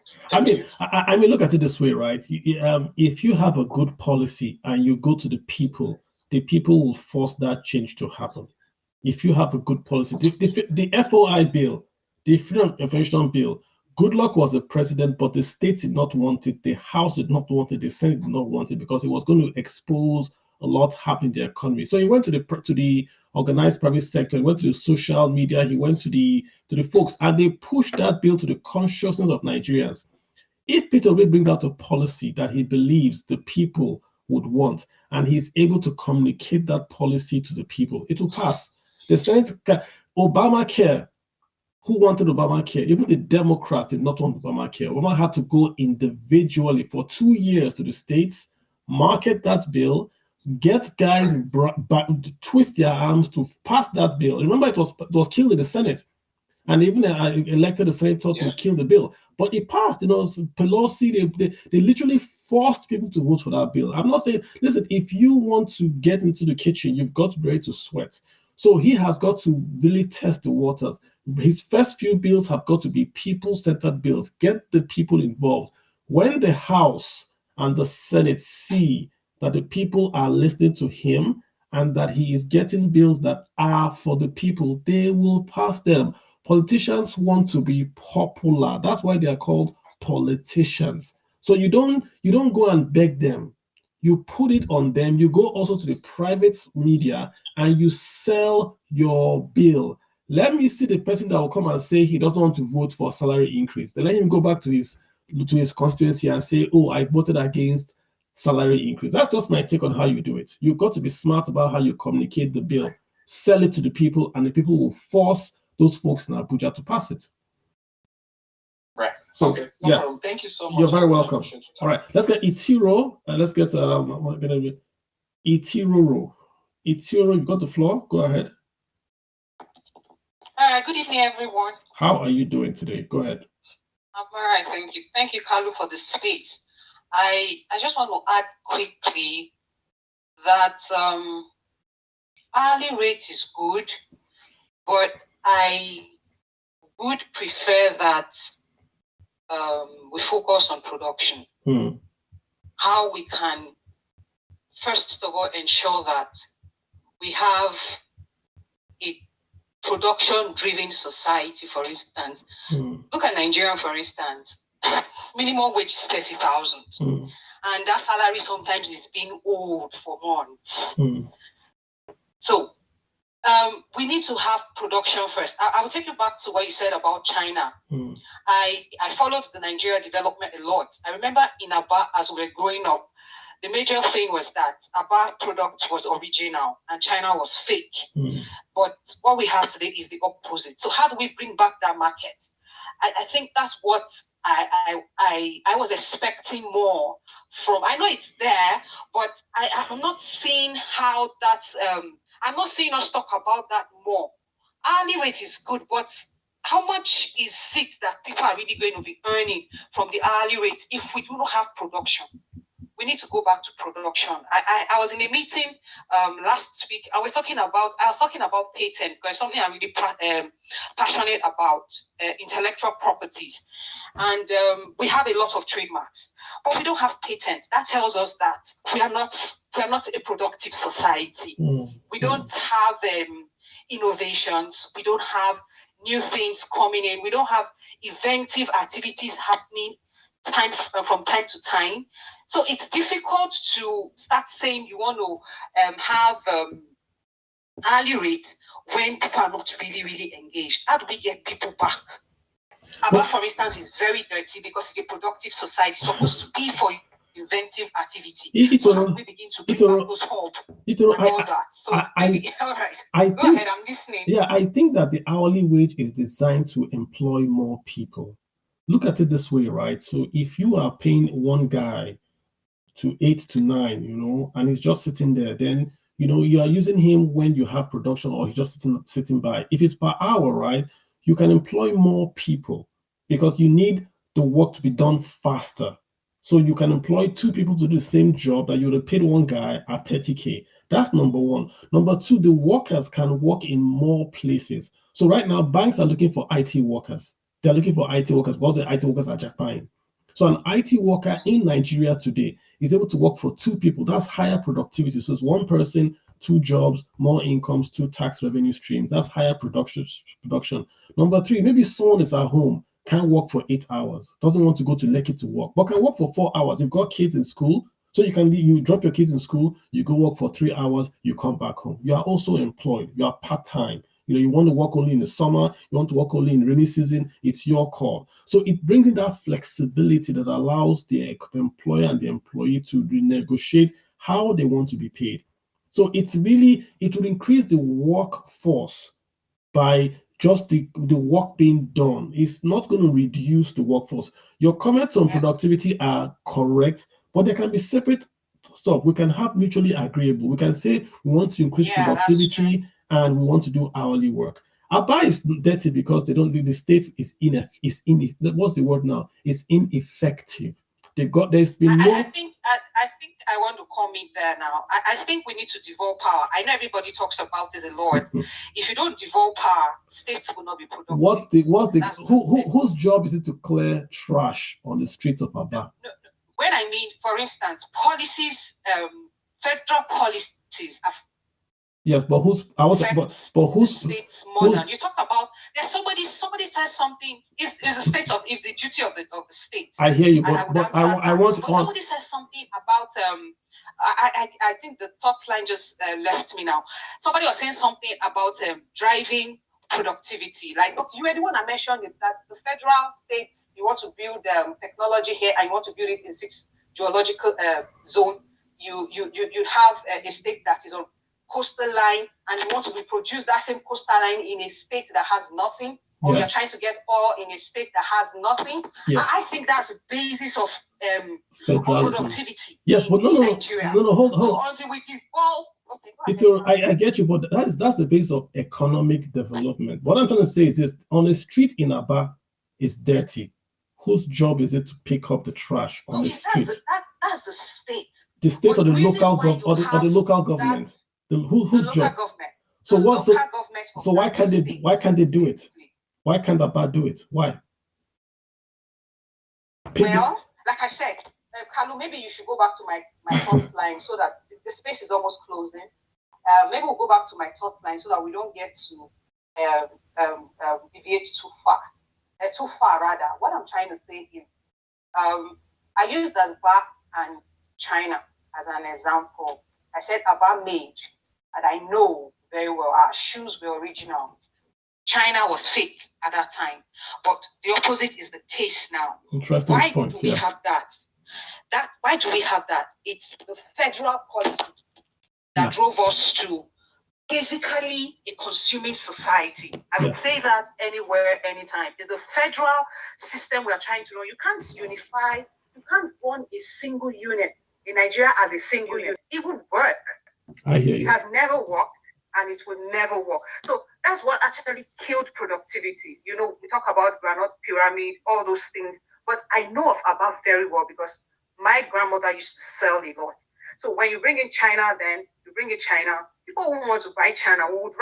Everybody would rather go for Aba. Here in Nigeria, we're not even talking about Japanese. Those were high-tech things, so to say. But Aba could compete with some of those products so well. So the question that we should be asking, or rather, what we should be thinking, or what I think the drivers of Obi campaign, I just want to put it on Obi really. I just think that we should go back to what we used to be.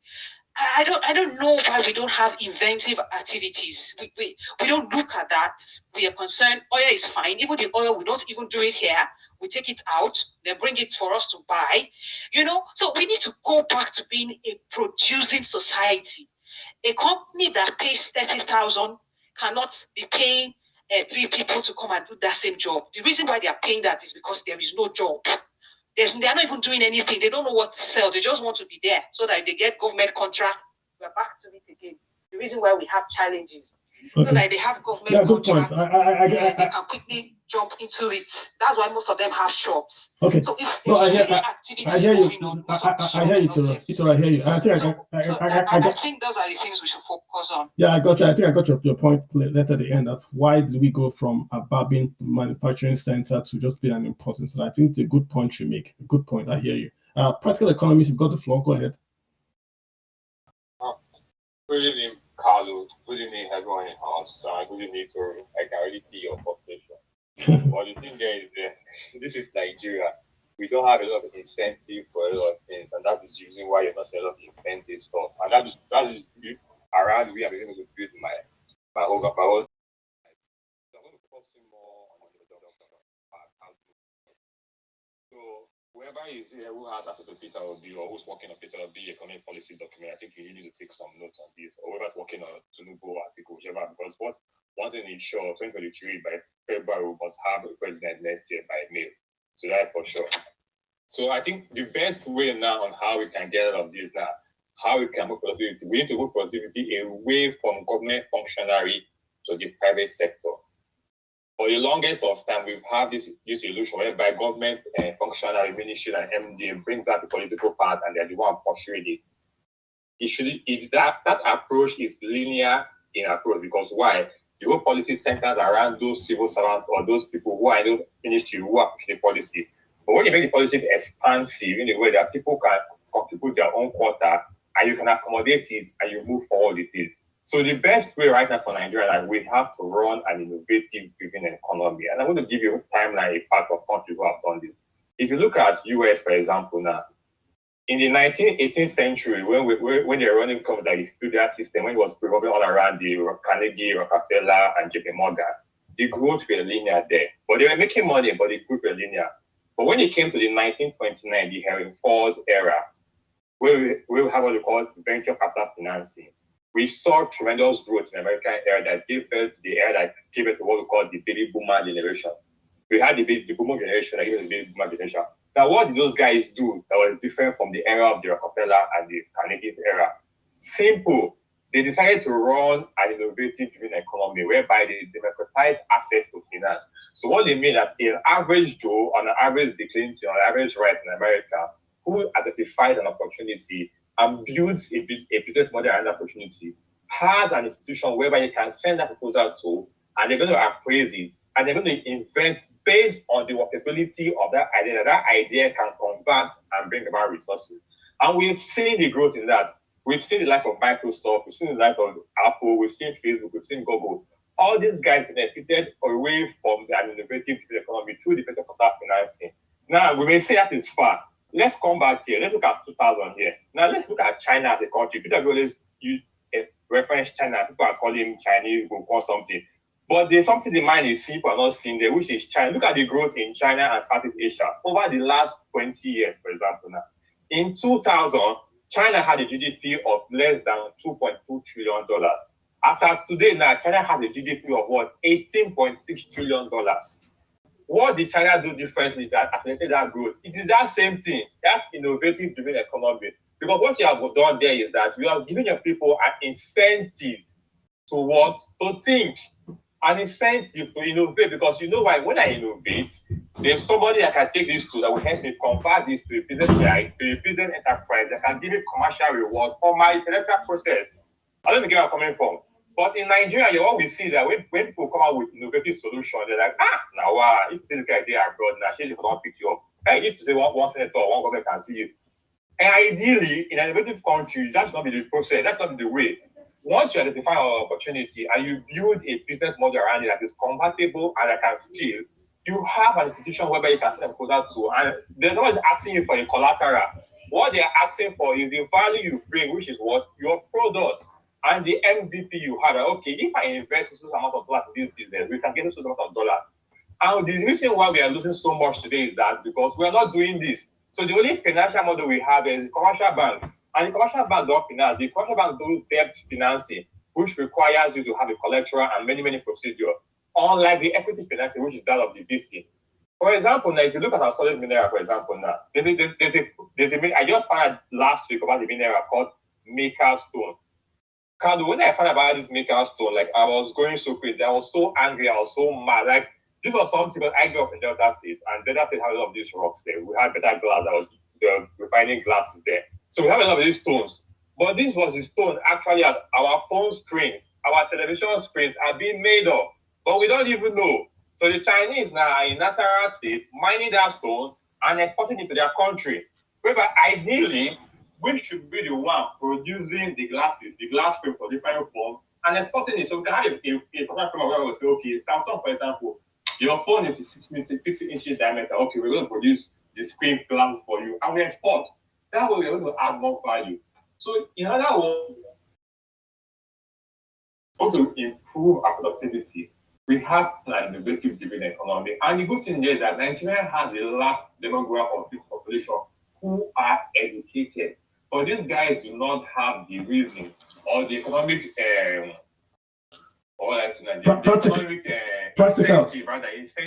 practical.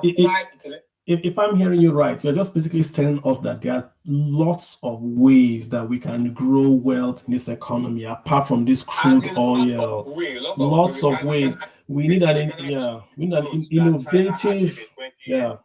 We need someone that's forward thinking, innovative, that can listen. We don't want someone that'll come and say he wants to grow wealth by. We don't need someone. We need to build institutions that derive their financial dividends from innovation. Good. Not someone. Because someone will always come and go, but institution will always outlive somebody. Where do you get coming from? So the reason why you have Silicon Valley, for example, because they are building the venture capital institution significantly, so that it outlives every business CEO or every administration. Because why?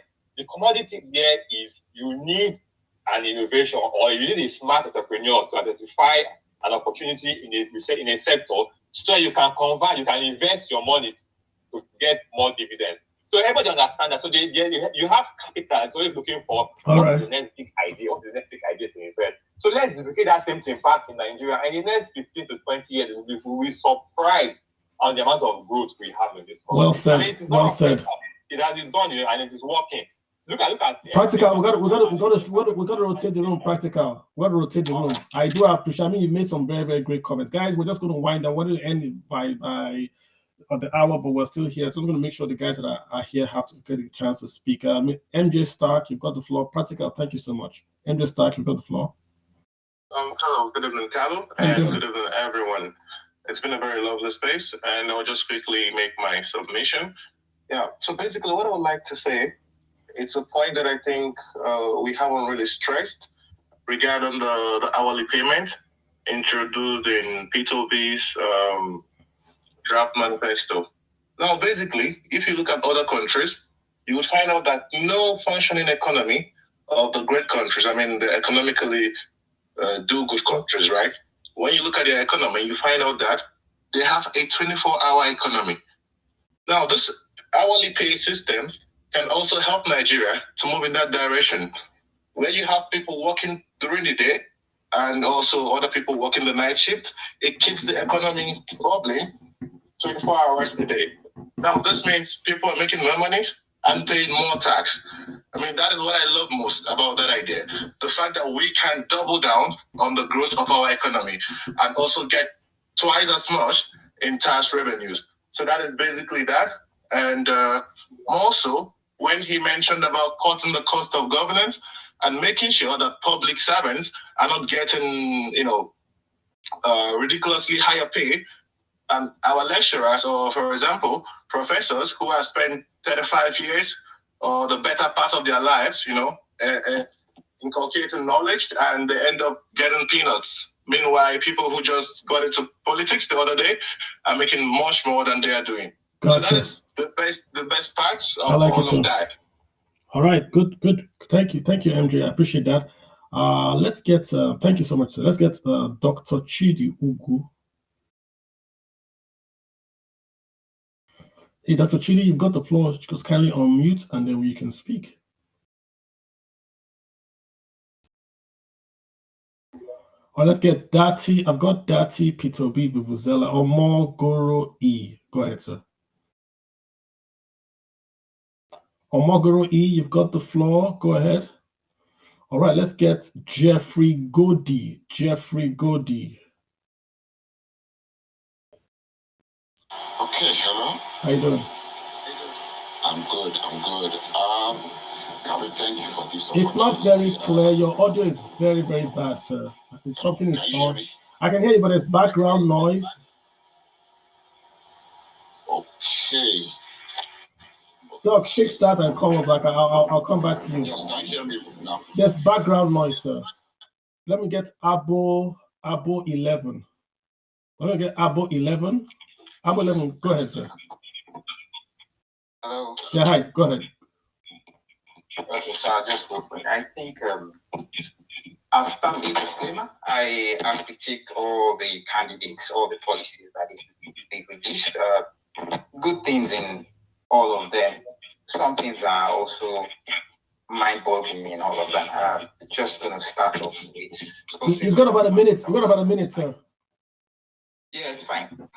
We're talking about Peter Obi's one. I'm just going to concentrate on that. One, there's so much hue and cry about this minimum wage. It doesn't fix the problems that we're looking at, because the people you're going to be addressing are the labor, the guys, the low-skilled labor borrowers. So you're talking about your cleaners, who's earning 30,000 naira today, but at the end of the day, works 2 hours in the morning, and is going to get maybe about 7,500 naira for the month. It doesn't really affect, because today we do have a high unemployment rate. That cleaner that has 2 hours, he or she is not just going to get a job automatically. Secondly, it doesn't also, what I was hoping to see is what government fixes in the 21st century. We're looking at government that is laissez-faire really in the market space, but addresses things that private sector would not address. Things are not profitable. So the hard to reach kids, healthcare, people that had to reach in terms of healthcare, education, also agriculture. There's so much talk about agriculture today, and I wonder if people really know the stats. Nigeria has one of the poorest in terms of nutrients in the land. So if you have to really, what stat is that? Hello, Kule, what stat are you quoting that Nigeria has the poorest? What stat is that? Check it. What source? And you can do a Google search in terms of nitrogen, in terms of phosphate, in terms of the third one.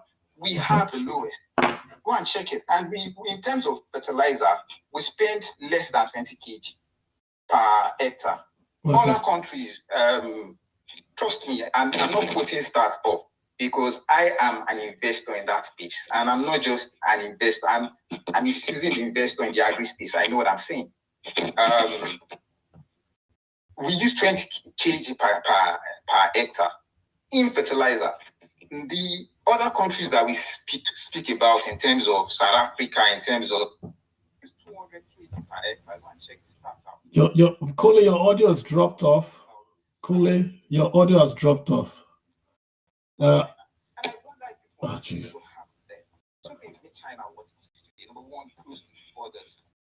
Okay, let's get, sorry about Kule, your audio dropped off. Let me get Dr. Chidi Ugu, please.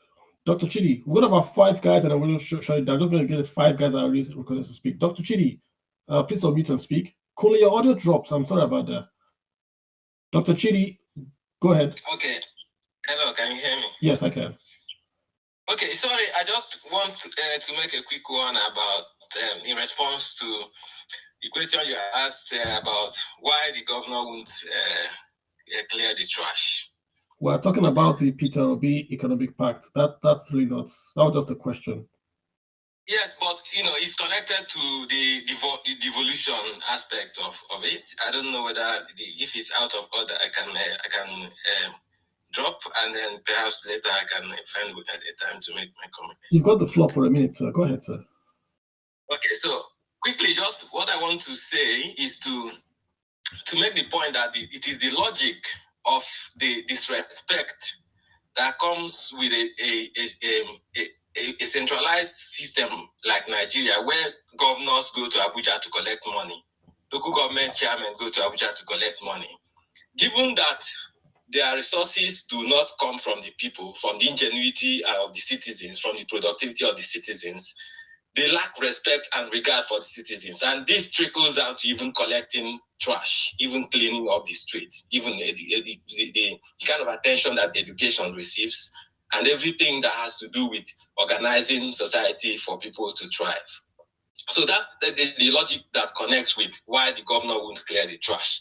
Once you rebuild the system that gives the center of attention, center of gravity of the polity to the people that the governor knows he derives his authority from, he'll begin to clean the trash and to give people the respect they deserve. That's just the point I wanted to highlight. Thank you. I think it's a good point to say that there's no connection between the voters, the people, and public funds. Good point. Good point. I take it, but I still insist that it takes nothing to clear the street. But I get your point. I think you make a good one there. JT Godi. Okay, hi, Kanu. Thank you for this opportunity. Can you hear me? Yes, but a bit low, but please speak up and I can hear you. Yes, sir. Go ahead. Okay, so my contribution is with respect to what next after Peter Obi's 8 years. And my concern has always been that you can get a very good president, he will do all his best. And then after 8 years, the guy hasn't even gotten yet, bro. Aren't you going a bit further? He has to get in first. Yeah, we're talking of 8 years. Well, a simple example is after Obasanjo, there were a couple of things he had put in place. Jonathan came in, and then Buhari came in, and you could see where the economy has gone. Yeah, but I want us to sort of focus. We're talking about the economic pact. I don't want us to really talk exoterics. 8 years. Let's talk about him. Even what has he written? What do you feel about the pact he has written? To talk about 8 years after is a bit esoteric, in my view. Yeah, I was, coming down to something. I think that at the end of the day, what I would really like would be, someone touched on it initially, but I just want to push on further, a national development plan that I feel will strengthen institutions that outlive precedent, so that the development that a president has achieved will not be reversed by the policy or behaviors of another president, because it will spoil everything. And another thing I wanted to ask you, you are an economist, and I wanted to ask this. Do you think that this issue of fuel subsidy, the huge money spent on fuel subsidy, can a government decide to give tax break on income tax to remove fuel subsidy, in terms of how much is generated from income tax and how much is spent on fuel subsidy? Can the government do that? So I don't understand. You're going to give, so i.e., I don't pay tax and you use the money to fund subsidy. Is that what you're asking? I'm not really sure I understand that question. Tax breaks on subsidy. Take tax from people who are taxed. Nigerians don't pay tax. Nigeria's tax to GDP is the lowest in the entire world. That's people in Afghanistan. People in Afghanistan pay more tax than Nigerians. Yes, that's you. But Nigerians don't pay tax. Our tax to GDP is abysmal. We don't pay. Only payee folks pay tax. If you are paid if you're in a formal employment where you are paying, you pay taxes. Lots of Nigerians pay informal taxes, dues. If you're in Lagos, you are paying this tout or that agency, but that's not a real tax. Income tax, very, very low. Very, very low collection. So, yeah. Because I was thinking that can be like an incentive to say, take this, don't pay tax, we will remove fuel subsidy. I think subsidy is just filled with corruption. If you remove the corruption, you drop it by half. This is not my words. I mean, the customs, the DG of Customs has said the NNPC figures on PMS subsidy is wrong. This is the owner of the borders, the guy that does the borders, is saying NNPC is over inflating subsidy figures. So let's say he's right. You take out the subsidy fraud, it falls. Subsidy should not be removed. I'm not in support of removing subsidy on petroleum. I'm in support of paying the subsidy to local refiners. I don't want to pay imported subsidy. So if you have a local refiner, subsidize it, but pay the subsidy at the pumps in Nigeria. So you basically say you have an NIN phone, you have a BVN phone. If you want to take subsidy, go and link your NIN and your BVN to your car registration. Then you have e-Naira. So government can pay you e-Naira 5,000 a month based on your BVN and your NIN to attach to your car. So that car can buy 5,000 naira fuel subsidized every month. You go to a pay station, you use e-Naira, you pay. That way you remove the export because no one can use that same procedure in Niger Republic or Cameroon. So we only pay for subsidy at the pumps, not at the port. JT, we've got to run because we've got about one more person that we'll just close up. I got one more passenger. Let me just call Gabriel. Gabriel, you've got the floor. Sammy, Gabe too. You've got the floor, sir. Go ahead. Hey, can you hear me very well? I cannot hear you very well. You've got background noise and your audio is kind of low. So you've got very, very bad. I'm stepping out. I came from my daughter's game. All right. Is it better now? Getting better. Go ahead, sir. Okay, thank you so much, and I appreciate everyone that has spoken so far. I want to just touch a little bit on, the hourly pay policy that Peter Obi is bringing on board. Absolutely, if Nigerians would understand this very process or this very policy, they would appreciate it. The United States of America, I've seen, how that works, and I would just say that they would have to blend it with, the salary. Not everybody will be on hourly pay for sure, but they will have to blend it and then put in a lot of institutions to check it. Now, one thing that is very important is ethical values in the place of work. That needs to be instilled. So there has to be a lot of, labor laws and all of that will be able to control that, and then be able to preach ethics in the workplace, be able to talk about, I worked in Nigeria, I worked in the banking sector for about 5 years. I've seen where somebody, because you are a higher officer, you treat the contract workers like they are nobody. I see them, molest people in the office because they are, so quote unquote full-time employees, and then these, contract workers, you treat them, use them to make teas, and even, molest the girls, work abuse in the office. So ethics needs to be preached a lot, and that has to be enforced, and then this will work. So if you're going to blend it, with salary, not everybody will definitely be on, hourly pay and all of that. If we understand that, it's going to help us a lot. It's going to drive the economy. It's going to drive productivity. It's going to drive a lot of, improvements. Somebody said that what we waste a lot is time. We abuse time a lot in Nigeria. There's always this saying that government work is not anybody's work. It's not your father's work. That's been said a lot. That's that attitude that is being, that is holding back our ministries. If you go to the ministries today, you see people peeling maize, melon, and doing all chit chatting and where they're supposed to work. I was recently in Nigeria, where I went to renew my passport. This guy that was capturing me was there busy having video calls. He was chatting, doing video calls with his friends, and he left me there looking. And this is precious time that is being wasted, but he was using it on his own personal thing. I was so pissed off, but I couldn't do anything, because that's Nigeria for you. So we need, a lot of reorientation to be able to get the economy going and then get our senses back. Somebody talked about the Aba, picking trash and all of that, right?